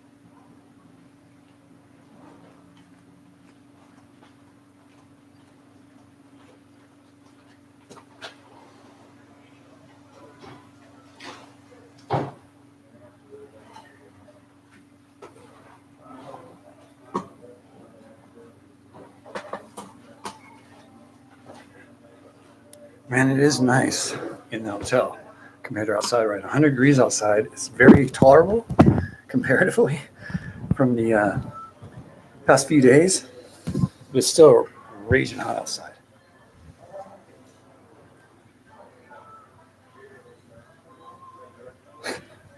Get a Jetsons mobile. I would love a Jetsons mobile. You kidding me? Especially the sound it makes. I want a car that sounds like the Jetsons mobile, just for the coolness sake. The coolest sounding mobile ever was the Jetsons mobile.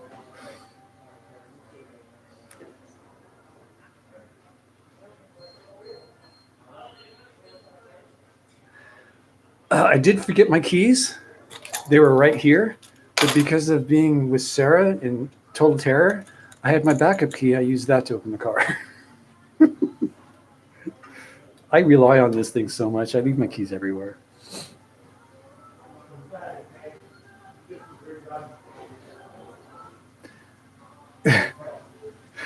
You can watch the pizza for me. That's funny.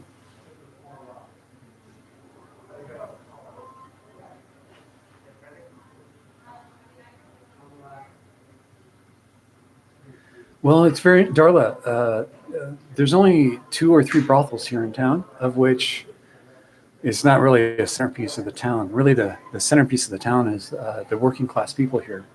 They have a really good working class community here, and schools, kids. They're very community oriented. The rodeos to soccer to softball to football, you name it, they're hugely into it. More so than I've been exposed to when I was growing up uh, in the military on Air Force bases, or even in Northern California near Livermore. I was not exposed to this level of community being so tight knit. And you wouldn't expect it here in Pahrump, but these guys are family. This is a family town. It's really interesting. You wouldn't think that. I'm sold on this town. I love this place.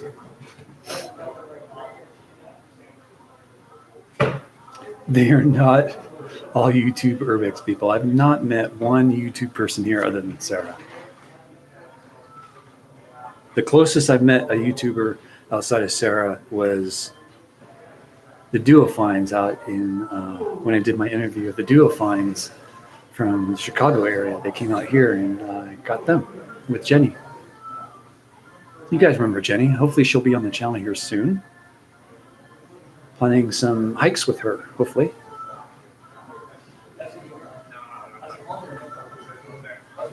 Oops.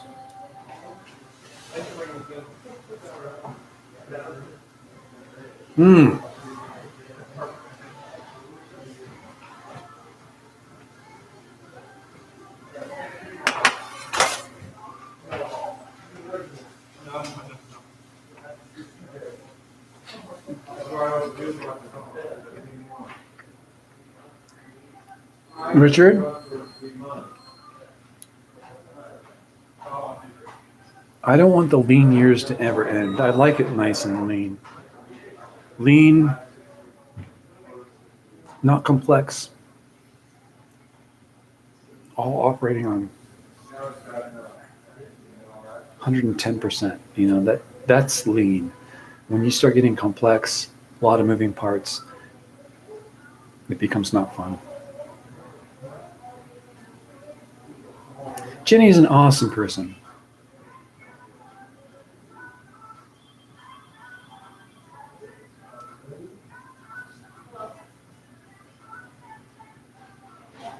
Oh yeah, Jenny.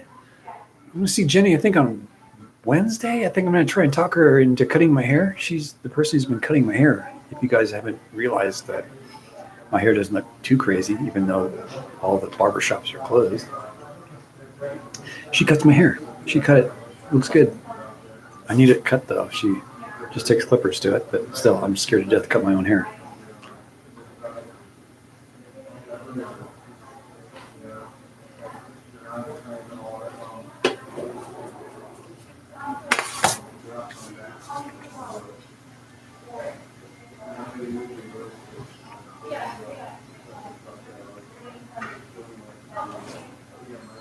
This trip is it's taught me to be simple. It's taught me to live simply, whether that's my food that I buy, the clothes that I buy, t-shirts or jeans. You know, what do you want to wear today, t-shirt or jean? My biggest decision in the morning is what color t-shirt I'm going to put on and what color pants I'm going to put on. It's not really that complex. Because of that, Richard, I've poured that into how I do video, and I keep it simple, keep it moving. Hopefully, have a good cadence to it. Anyway,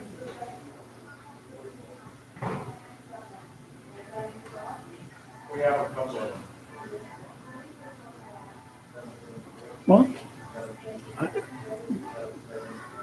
Richard, when you're an independent person, and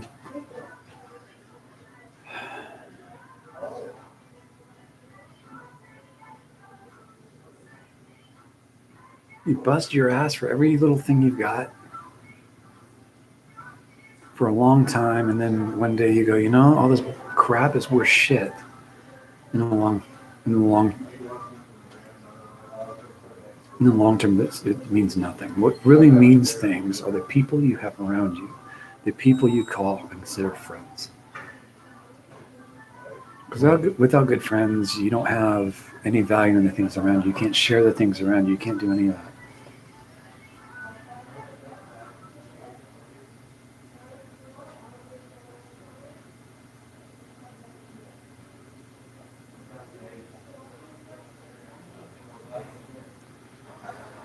Well, I hope it does, because I can't really think of any other way to live. You got to live simply, Richard, and you've got to live humbly. I tend to respect people and things a lot more now. Someone gives me a marshmallow, for instance. I wouldn't think one thing of it years ago. Someone gives me a marshmallow today. I look at it very differently.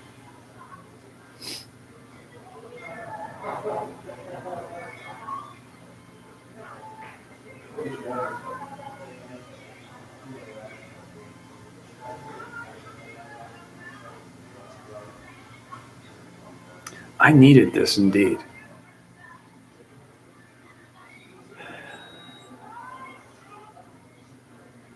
It's your thing. You hear that? The song?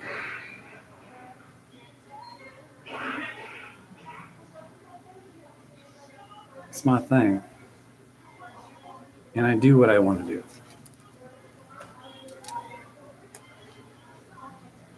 Can't tell you to suck it to. Kind of an appropriate song right now for me. I had a lot of soul searching this morning because something Sarah Jane Woodall said to me on our trip kind of took me back. It doesn't bother me what she said. It's and it's not even.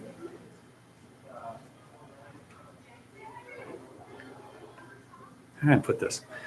Sarah is like a sister to me. I trust her with everything, and when she says stuff to me, I listen very carefully and closely. Um, she said, "You should do a day in the life of," and that got me thinking. Well, really, what is the day in the life of? What do people consider? What do people envision me doing on a daily basis, compared to really what I'm really doing on a daily basis? And I need to bridge that gap, I think. And doing these a day in the life of. I mean, well, Sarah, you can kind of understand. She has a home to go to, or she's out and about like I am, living out of her car. I don't have a home right now. I live in my car because it's the best way to get this experience and real life experience of doing a YouTube, a nomadic kind of YouTube channel. So yeah.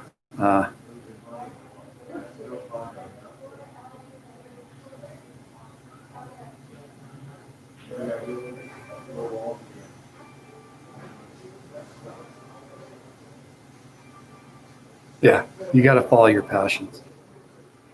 Follow that dream. And things that people have been telling me my whole life. Follow your dream. Never lose sight of your dreams, because that's something you always need to be reaching out for and setting as a goal.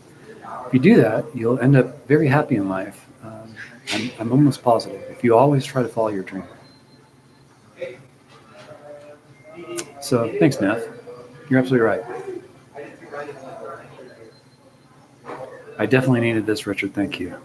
Definitely.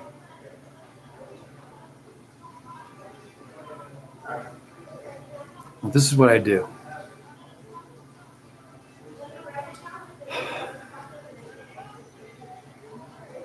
I was supposed to be doing editing, guys. You're throwing me pizza and making me cry. Fucking A.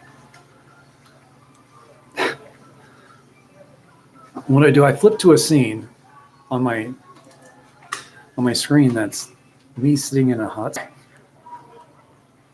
looking at the camera. I mean, come on. I'm crazy. I'm absolutely nuts. A whole shitload of people just rolled in. They have some really cool off-road vehicles. They look like Toyota Helixes, which you cannot buy in the United States. So where the hell did they get all these Helixes?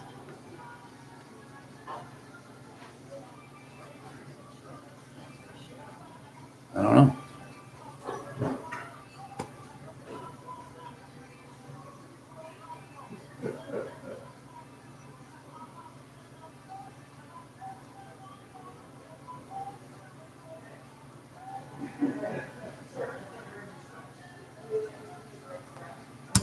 Neff, 55, I'm 52.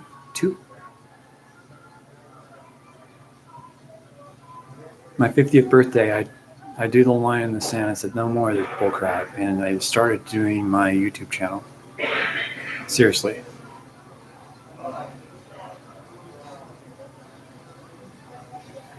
Rock on, Richard.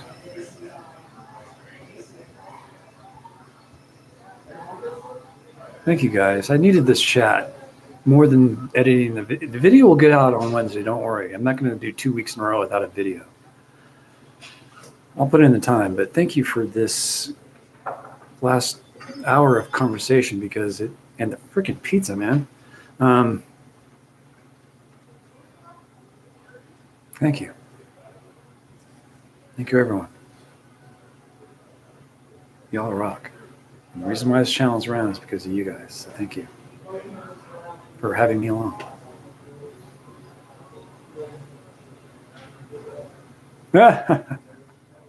If someone could deliver gin, that would be Sarah showing up at the front door. Wouldn't that be cool for Sarah to show up at some place like this just to deliver me a drink? That'd be freaking badass.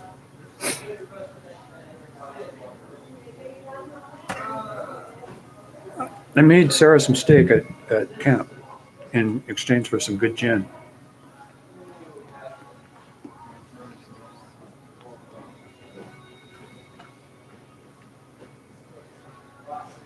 We're talking a good sized steak here, folks. I cooked 2 of those things. It took me 2 days to eat mine. She ate hers in one sitting.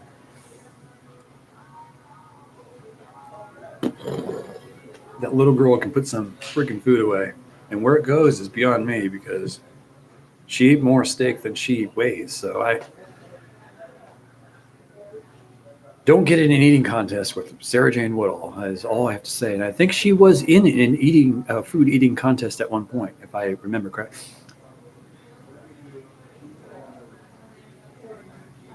Okay, everyone, I think we don't know what to do. Everyone who's still in the chat and who's still here listening, look who showed up.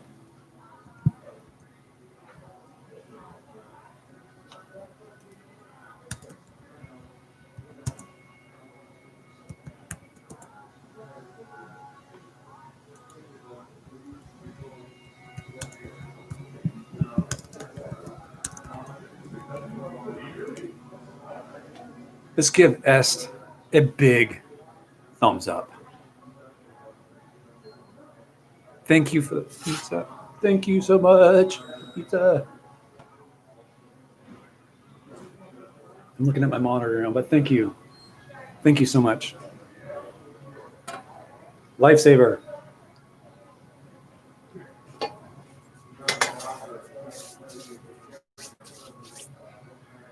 We were all uncertain, even me, who sent this. I think Bill figured it all out for us. So thanks to Bill. Thanks to everyone. Thanks, Est, for the wonderful pizza.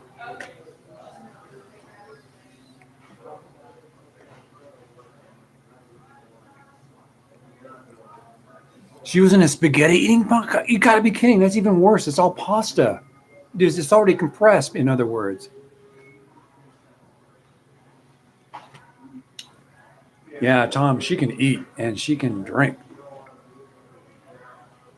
She drinks more than I do.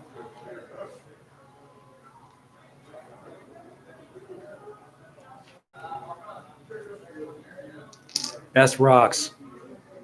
S.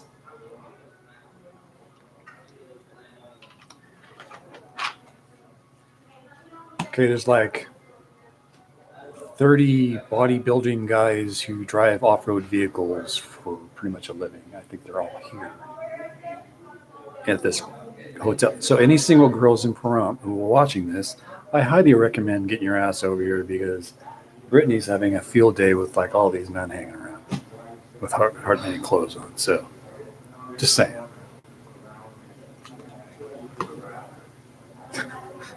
Party at the Holiday Inn for any girls in town. It's pretty funny. Okay, this is too low. Yes. Well, these guys look like Australians.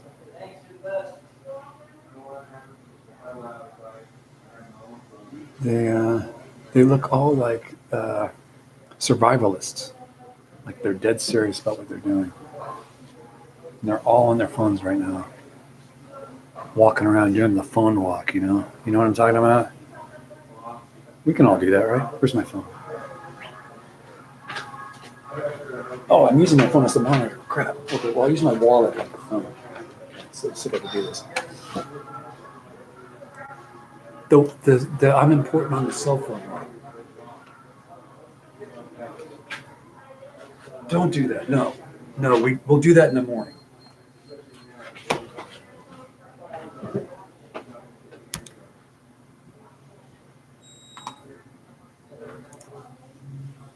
There's nothing wrong with wanting or being a prepper or a meathead. It's a free country. Be what you want to be. Just be happy and don't hurt other people. That's all I have to say. German tourists. Well, if they are German tourists, they've learned. Probably from not erasing the past, right?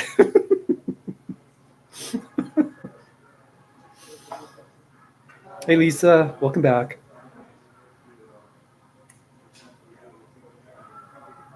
Yeah, I swear to God. And they're driving Helixes. You can't buy those in the United States or in Canada. They all have snorkels on them. They all look exactly the same. They're white. They look like Land Rovers, but they're not. And there's a lot of them. I'll try and get a photo of it and put it up online. But if you're a single woman, there's a ton of survival guys here.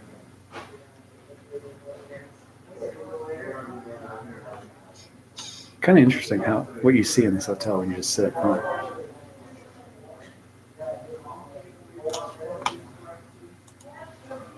They were all eyeing my pizza, but no, stay away from my pizza. Audio game.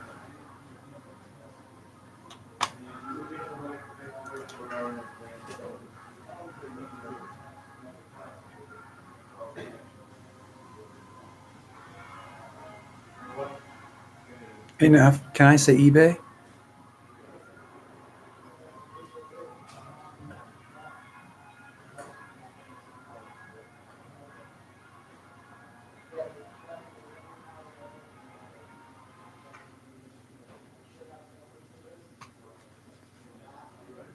Oh my gosh, S, yes. I didn't see that up there. I'm sorry.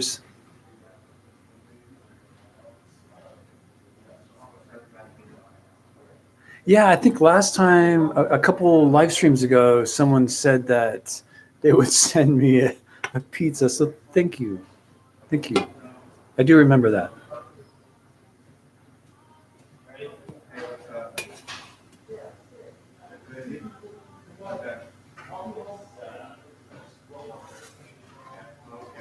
Well, yeah, that's a touring van. That's going to be hard to find enough. But I would not recommend a van for traveling around in.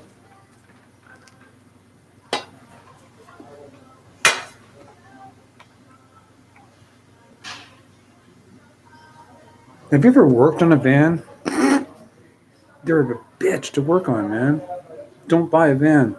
They're hard to find parts for, especially if you're breaking down in the middle of nowhere. My X5 has a lot of American parts on it from GM, believe it or not. So I can go into like a Napa here in town and buy some things right off the shelf for my car. But when it comes to like a VW Westphalia, man, you're going to have a hard time finding any kind of parts for that car if it ever breaks down and you're on the road. Just kind of mindful of that. Unless you have a really good mechanic or you're a good one yourself.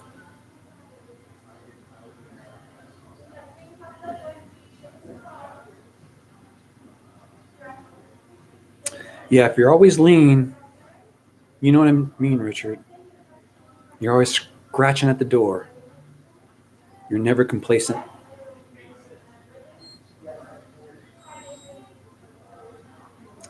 Hey, they're probably selling those vans. That's why they recommend them.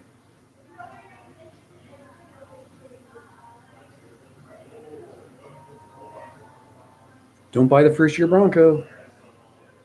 Don't do it. What am I saying though? I bought a first generation X5, but that's only after, 10 plus years of being the winner.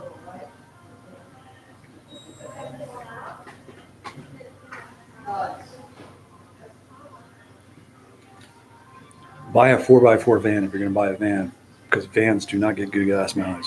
So if they don't get good gas mileage in the first place, buy a V8 4x4 van. So obviously you'll have the budget for the 11 miles a gallon that you would get in any kind of van that you're driving. Or if you go with a VW van, you will get economy, but you will not get above 50 miles an hour on the freeway. And that's wasting a lot of gas at 50 miles an hour.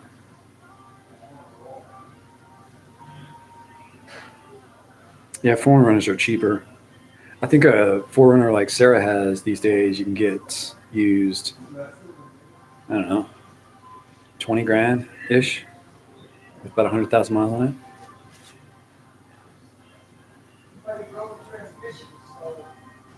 4Runners are not cheap, but they're easy to work on. Super easy to work on.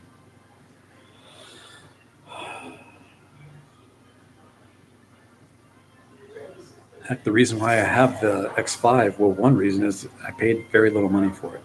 Two, it's a 3.0 liter inline six, which is in a whole shitload of their cars. So if I get into a scrap, I can always take one out of a 3 or a 5 series inline six 3-liter.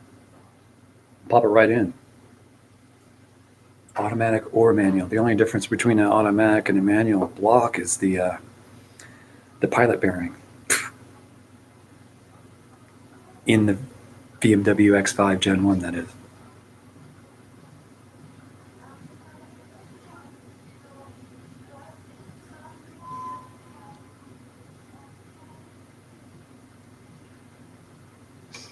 Yeah, man, I can't.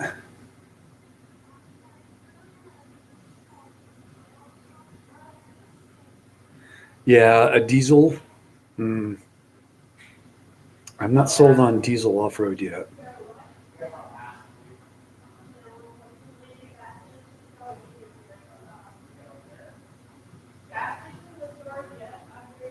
No kidding, Richard.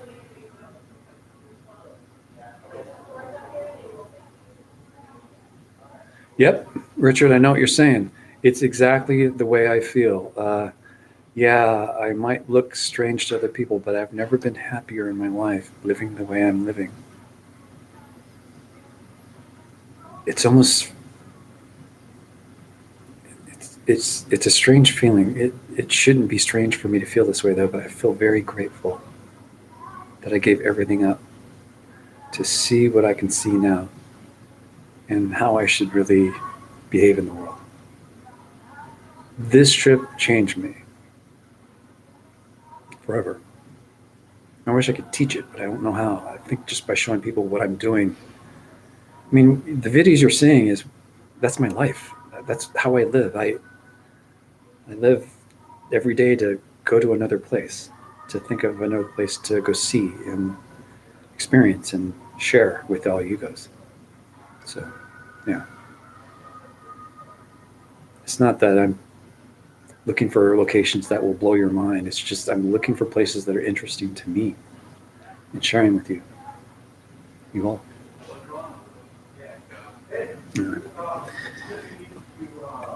Did I already up my audio gain? Let me go check it real quick.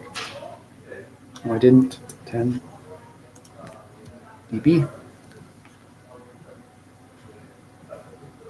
I am making zero progress on my video. I'm at 6 minutes.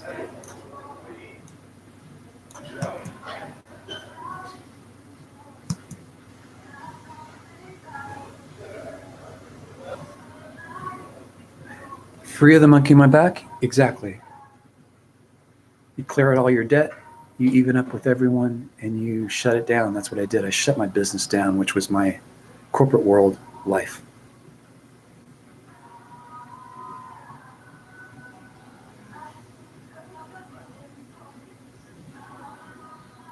Bill, that was the hardest thing I could do, is give up all my stuff. What I couldn't sell, I gave to my friends. And what I couldn't give away, I threw in the dumpster. Except for a couple things. I kept a suit, a business suit. I kept the back seat of my car, the X5. It's not completely destroyed. I can still put it back to stock. The back seat's out. I have some tools up north as well, some other things, but yeah.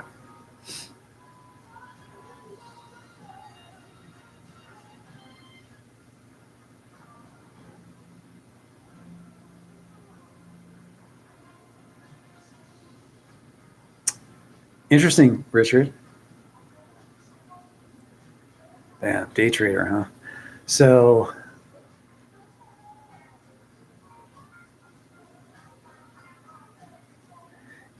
you're absolutely right, Paul. If you can't let things go, you'll never be free.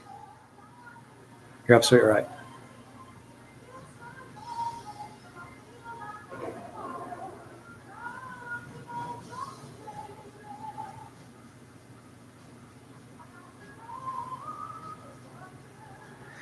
Richard, you're right too. That song Eminence Front and Sarah's band using that as their theme song the year prior to us even meeting. I didn't even know her channel a year prior to to all that. So me coming up with Eminence Front, it even shocked me, and the whole band was kind of weirded out by it. But it's total coincidence. But yeah, there was a meaning for that, and it was almost as if this whole trip, something's been influencing my trip or guiding me along, because I didn't have a focus. I didn't even know Sarah, really. She knew me because we tried hiring her for an explorer. But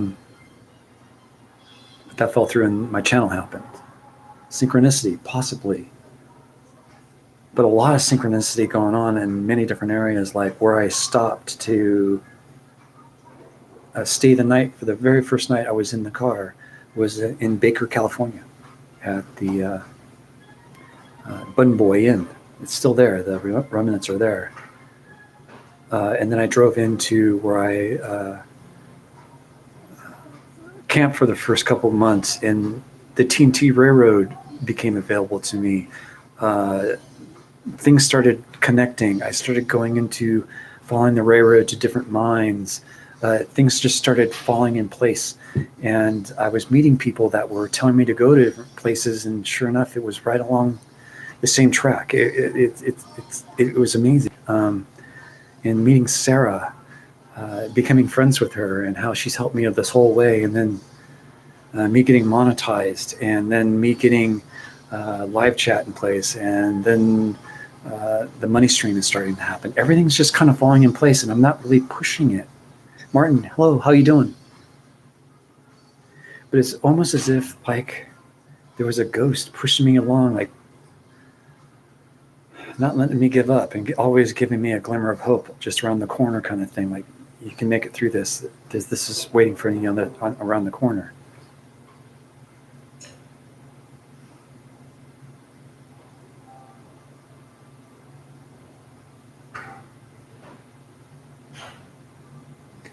A lot of coincidences are happening on this trip, and I'm not ignoring them. I'm just going with the flow. And if you guys ever get to experience living like this and see what me and Richard are kind of talking about, it just, good things happen if you just follow your heart and your spirit and live humbly. Anyway, you know what I mean.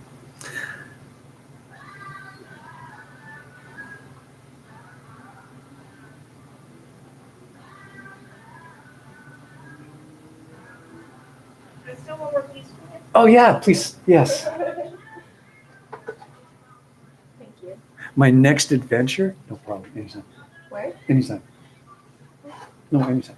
Oh, thank you. I'm doing a live feed. They're asking me questions and like, so where's your next live event? When's your next adventure? Is that who got you the pizza? Someone, yeah, this guy, Oh, that's sweet of yeah, her. on the chat, She realized and was said, standing for a while, and I'm like, is there a room you're looking for? And she's like, someone set me up here. And I'm like, oh. And she said, Larry. The only person I could think of is you. okay, well, there you go. Yeah, these guys are great. These guys are awesome. Thank you. You're welcome. And so where is my next adventure? Death Valley. I'm going to clean up Death Valley, so I actually have to go back in there so much anymore. I'm going to finish up my duties there.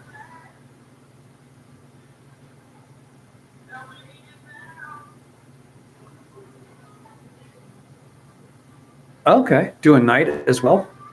That's actually a lot more entertaining.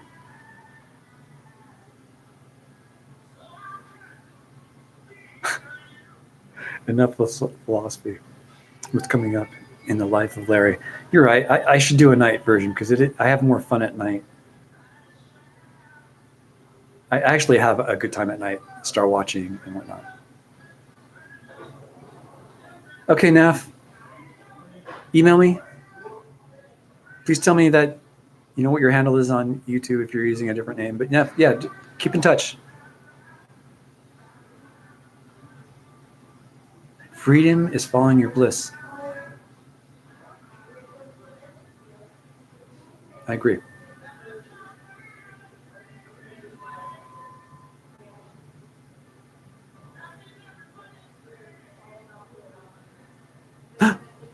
DZ, thank you. Gas up, buddy. Thank you, sir. Oh my God. And with gas prices in Nevada as low as they are, I think I paid $2.30 a gallon, 2.20 or something like that. So it really goes far. Thank you very much, DZ. That will go to gas. Have you seen the comment yet? Yeah, actually, Bill, past couple of nights with Sarah, just below or around the Big Dipper is where that thing was hanging. And we were in one of the darkest spots in Nevada as far as the night sky goes. And sure as shit, it was plain as day. It was beautiful. Robert S., thank you very much for the cup of coffee, sir. You always buy me a cup of coffee, and I really appreciate that. Thank you so much. You guys are all very much appreciated.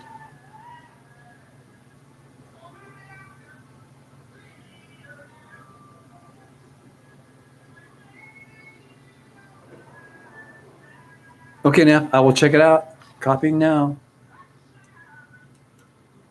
Oops. I thought you were making a channel. I didn't know it was already made. So Neff, I will definitely go check it out. Oops. What did I just do?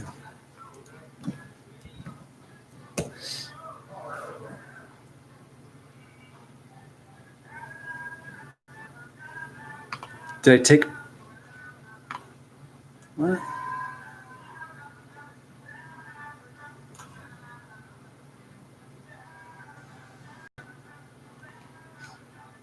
Minimalist, did you take pics of the comment? Are you talking to me, Lisa? I don't have a night lens or proper camera to really do good long night exposures. I have a crop sensor Nikon that's like 10 years old. DZ, thank you. You don't even have to do that. I really appreciate your comments and whatnot on Facebook and all your support. Thank you so much.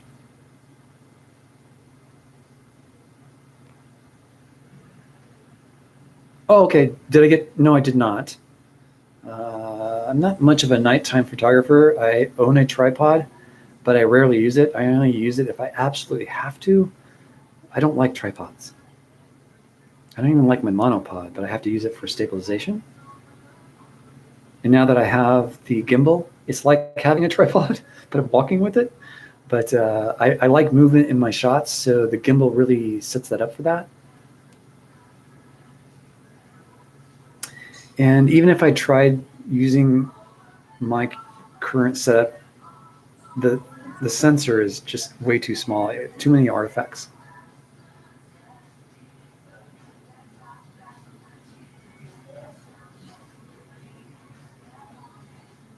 Robert S., I'll catch you later. Thank you again for the coffee.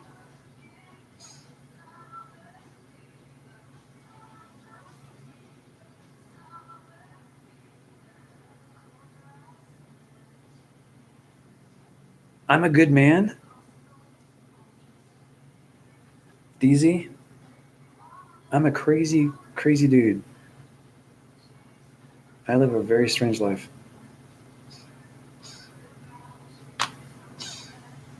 I think I'd probably shock you guys if I did it real, a day in the life. You guys freak out and leave and would never tune into my channel again. Esteban. That I can read. Esteban Ruiz.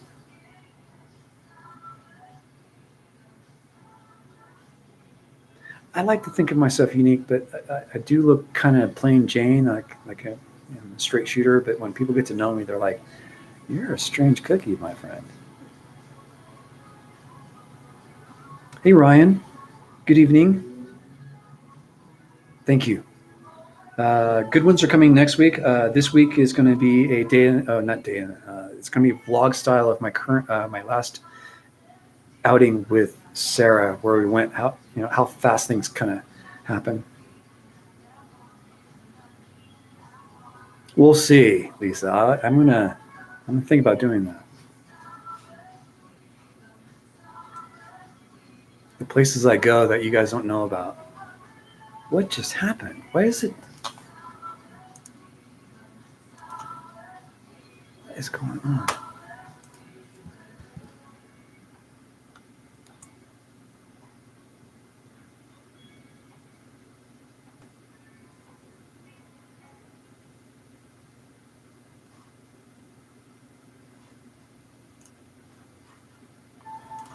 Okay, that's closed. What happened to my video? So yeah, if you guys are just tuning in, I am currently trying to edit a video as I live stream.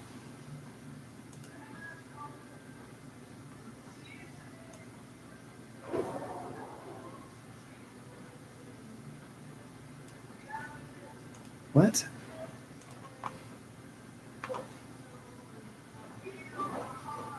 What's going on here?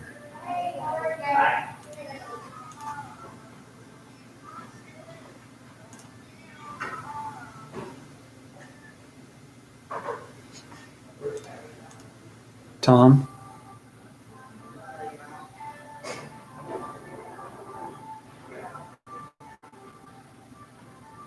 That in my email.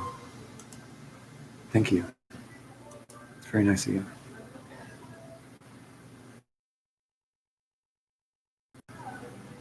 Wow.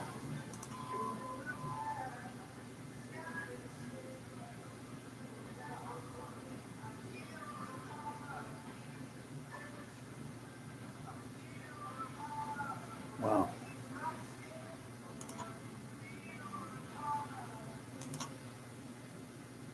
Getting kind of lost in the email here. 1 second, guys. Getting back. I am focused on the next week's video or this week's video. It's going very quickly now because the further into these vlogs I got, the more brief I was, the more compact in the information I was delivering in one shot.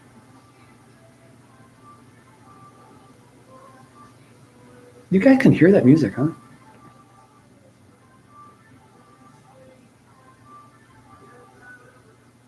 They do have music in the lobby. I kind of like it. Keeps me kind of moving. I don't actually listen to the music. I kind of groove with it. That makes any sense? When you're editing video, it's kind of nice to have something in the background kind of keeping you going.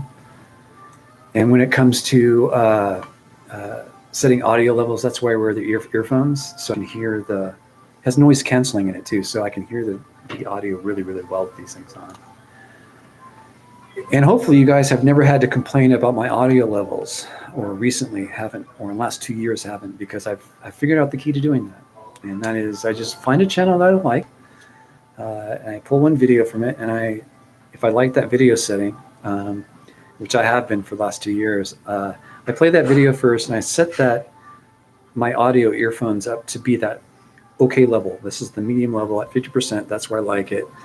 And then I adjust my gain on my program in editing up and down to meet that same kind of audio level that I had on the third-party video. So it's like a CNN clip or something like that. I pulled and I was listening to that. But that's how I run that. Yeah, it sounds like Coldplay because it sounds like shit. Coldplay my ass. I hate Coldplay. Did I just say that out loud? Watch, everyone's going to unsubscribe now.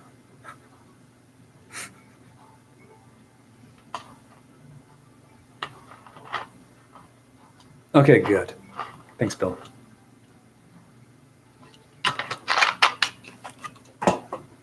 I think I'm going to have another piece of pizza because, well, it's that damn good. What a surprise.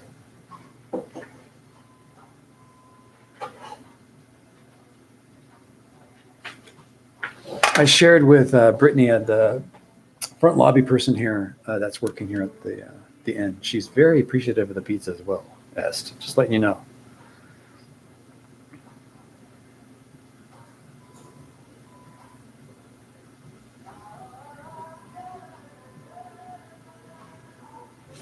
Good, Tom.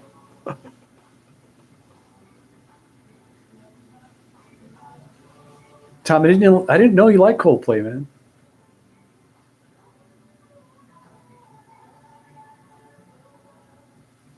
Okay, Lisa has a question here. Where you are, do you ever experience brownouts? Because it used to get to 91 in Connecticut. Because it got to 91 in Connecticut today, and our new power company decided to put us on a brownout, like a rolling blackout.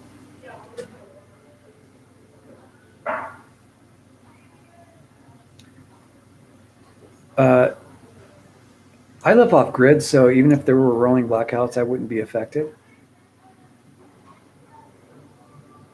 I'm all solar, I'm off grid.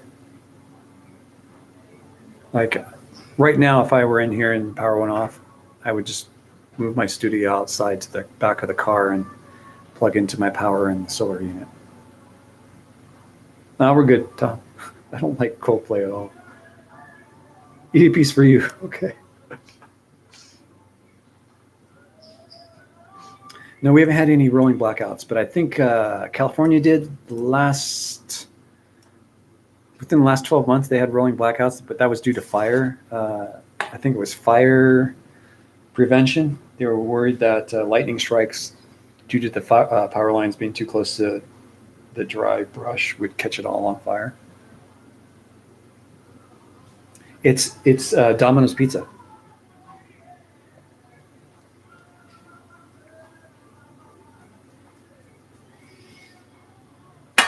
Diesels have maintenance problems too over gas powered.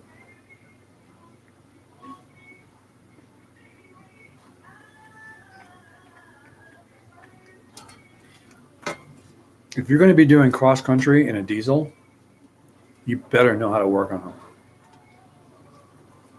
Just go out and study for 2 years how to work on diesels.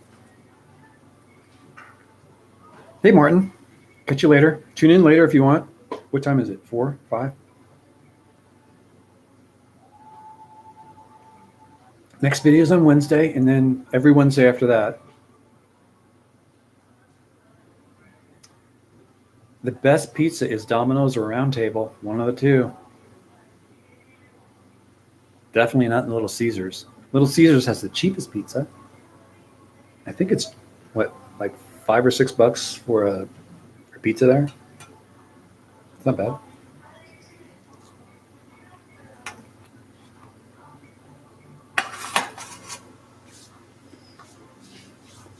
Diesels have a gumming up problem.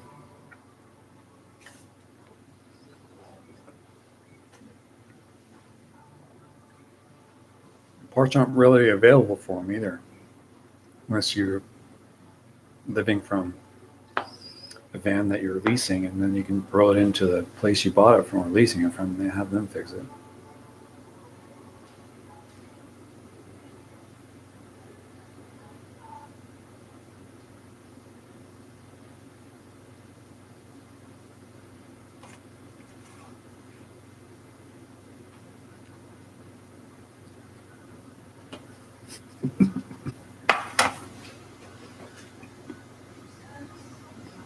It's going to be about 100 degrees for the next 10 days, man. We would never have power.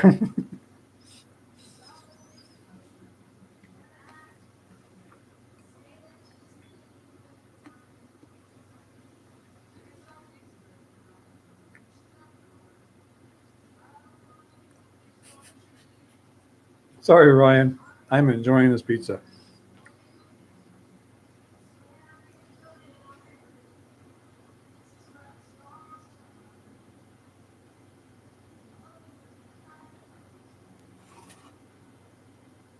Yeah, but Tom, is he driving it every day, everywhere? Everywhere? He's probably just using it on a farm when he needs to. Start and stop here and there, but when you're traveling long distances all the time, that's a lot of upkeep on a diesel. Yeah, I love diesels. Don't get me wrong. I don't know how to work on them. I don't know much about them other than they're a different type of motor. I just have never been interested in them because they have no purpose in my life.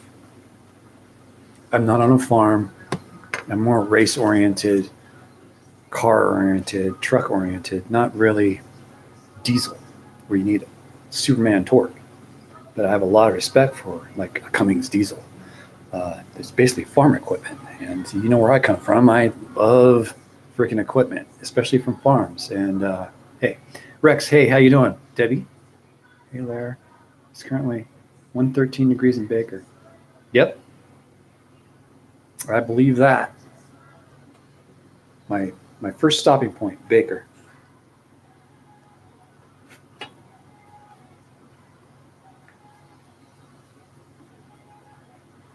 Okay. Okay, Tom.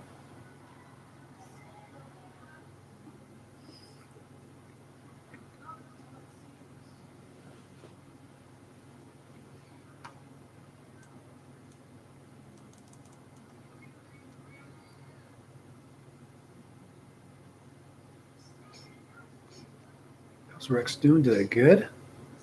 All over the farm. He has several properties scattered about. Okay. Well, if it works, it works.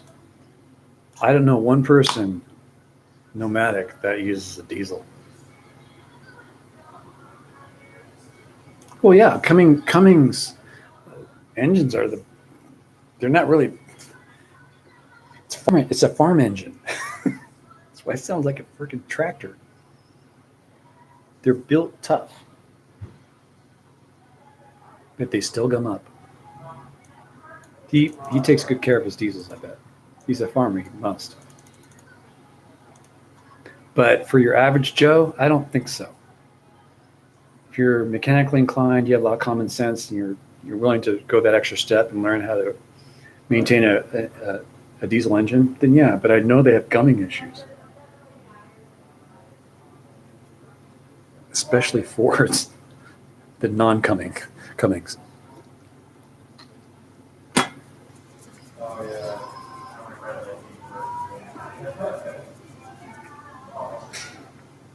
If I were to buy a diesel, it would definitely be a Dodge. Not Ford. Mm-mm.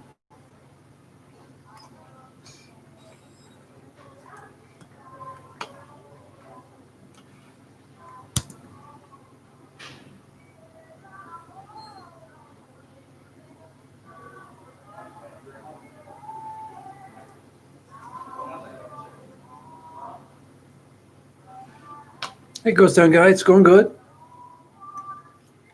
Ghost Town guy, look what someone sent in. They sent in a pizza. This is from S.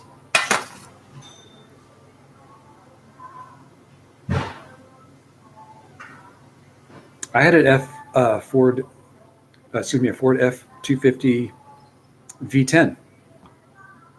All kinds of problems with that. Always working on it. Always working on it. It was my tow truck for my race car. I towed it I don't know, was it a 20-foot trailer, enclosed trailer with a race car? Always having problems with that thing. And I was always having problems with it when I didn't need to use it. So it was really good in that sense. But yeah, Ghost Town guy, I got some eats out of it.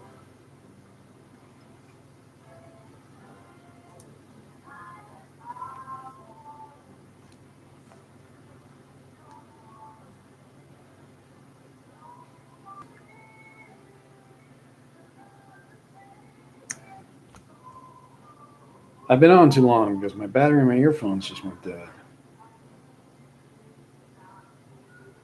Well, I can't edit it anymore, so that kind of ends my day on doing that. It's 5 o'clock. It's about cutoff time. Don't worry, this is not in jeopardy. See where am I at?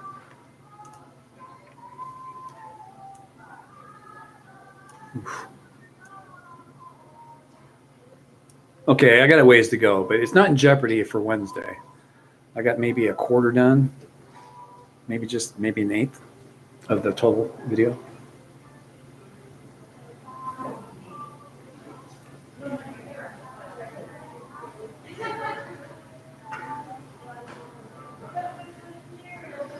There's huge delays with when things show up on my laptop to when they show up on my cell phone.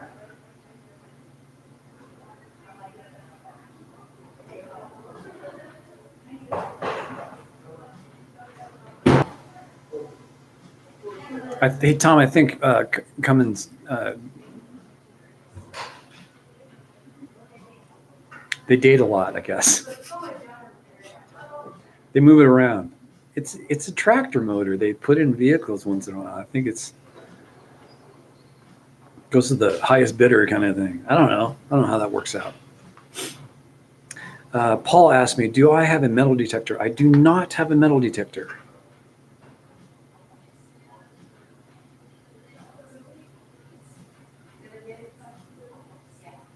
What sounds haunted?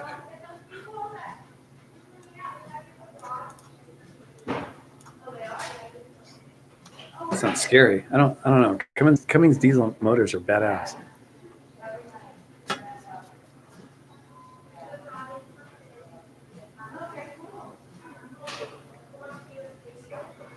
I'd love a diesel four cylinder, like an old truck with the 4-cylinder in it, diesel.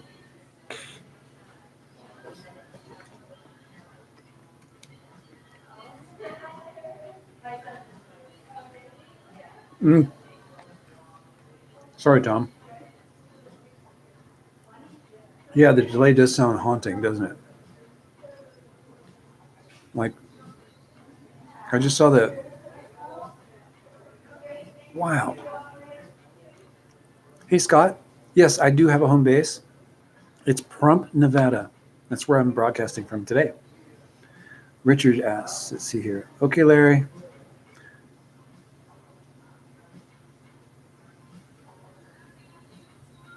Oh, no. My earphones just went dead.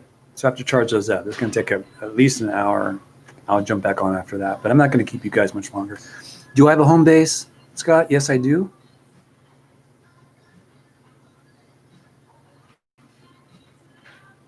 It is like a marathon chat because I was going to stay on until either my earphones went dead. Like they just, wow.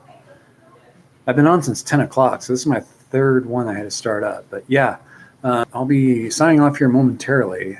I'm going to say another 5 or 10 minutes.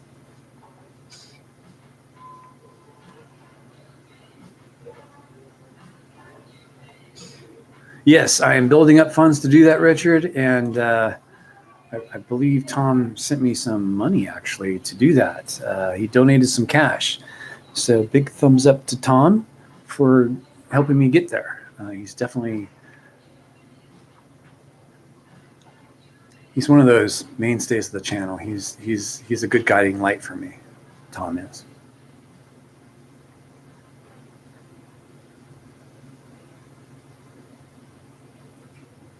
Oh, you installed it into a Ford. But the power source aren't that great, from what I hear.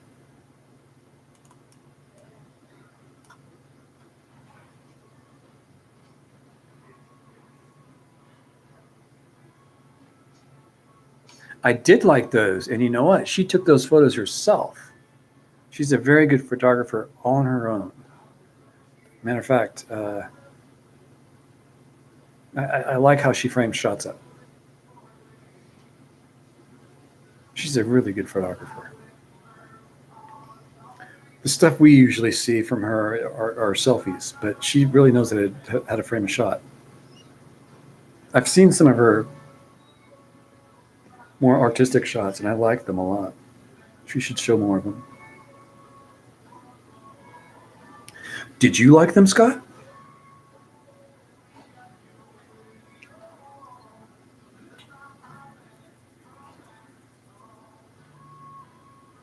I know a lot of information regarding that photo shoot. She told me a lot of information about her own trip.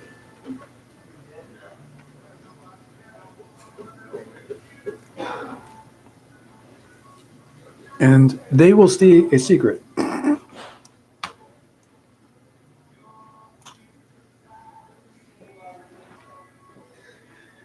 Okay, guys.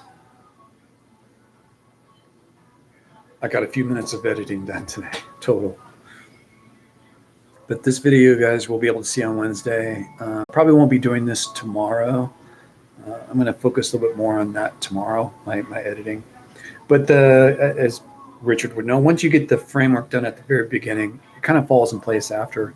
And I got a lot of small edits, small portions to go, but really the video is not doing too bad. It's down to about an hour and 8 minutes now.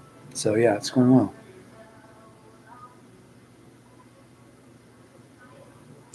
And Sarah Scott does a lot of that research. She really digs into things. I do that too, but she's a little more thorough with it. I do the same research. It's just that I dedicate it to more memory. But yeah, she does a lot of history stuff. And if I'm going somewhere that I know she's going to be at with me, I definitely do a lot more research. So yeah. Okay, folks, I'm gonna wrap this up. I'm gonna button this up and clean up my mess here at the hotel. You guys probably don't see the big mess I got going on.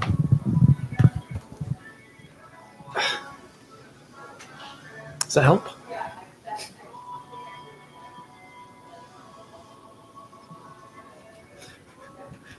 But the pizza is not the mess. I'd be happy to clean that up any day of the week.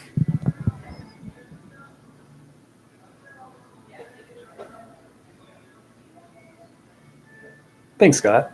I'll be doing more on that.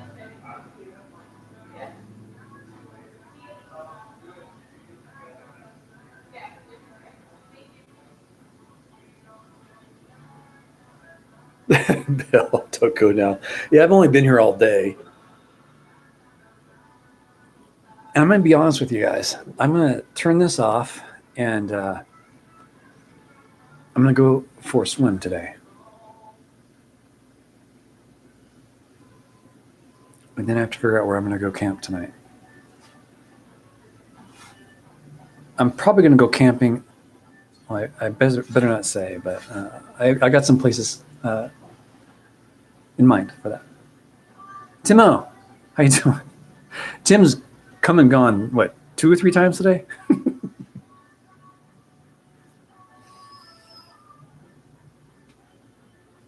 I just can't take any more of this lobby music, I think. It's really starting to get me in too good of a mood.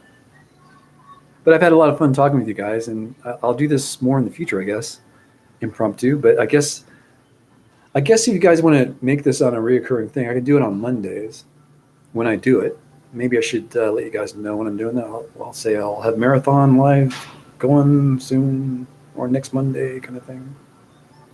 I have to know that I'm going to be doing editing on Mondays to do that. So tell you what I'll do. Anytime I'm editing on Mondays, I'll give you guys 24-hour notice that I'll be doing that. How's that?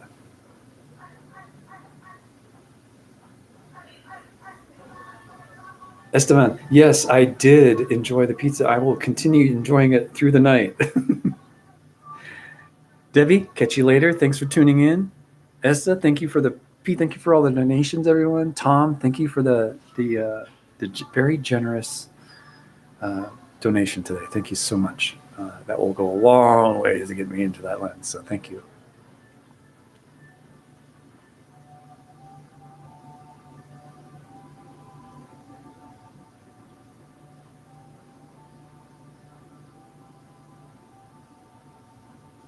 What do you mean, Richard? I enjoyed a nice shoulder back massage. Oh, yes. I would like that too. However, single Larry here doesn't have that luxury. Catch you later, Tom. Enjoy your company with your brother. And thank you, sir.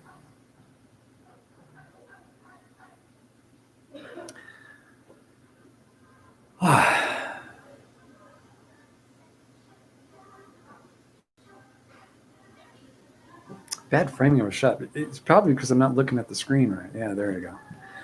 Okay, guys, I'm going to cut it off, and I will talk to you guys in a little bit. Stay healthy. Stay nice to each other. Never know when someone's having a bad day, so be nice, be kind, and understanding. I'll talk to you guys in a little bit.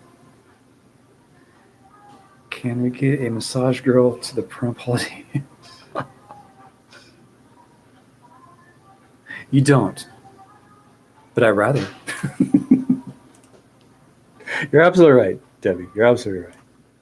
Okay, guys, I'll talk to you soon.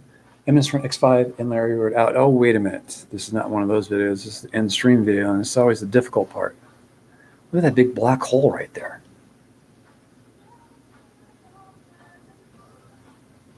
Oh, that's because oh, I see. Looks like a TV, but that's an actual big door. Anyway, ending the stream. Take care, Larry, Tim. Okay, everyone, take care. Be nice to each other. End stream. Wait, can you hear me now? I guess that's the mute. End stream. Are you sure you want to flush now or wipe later? I think I'm going to flush now.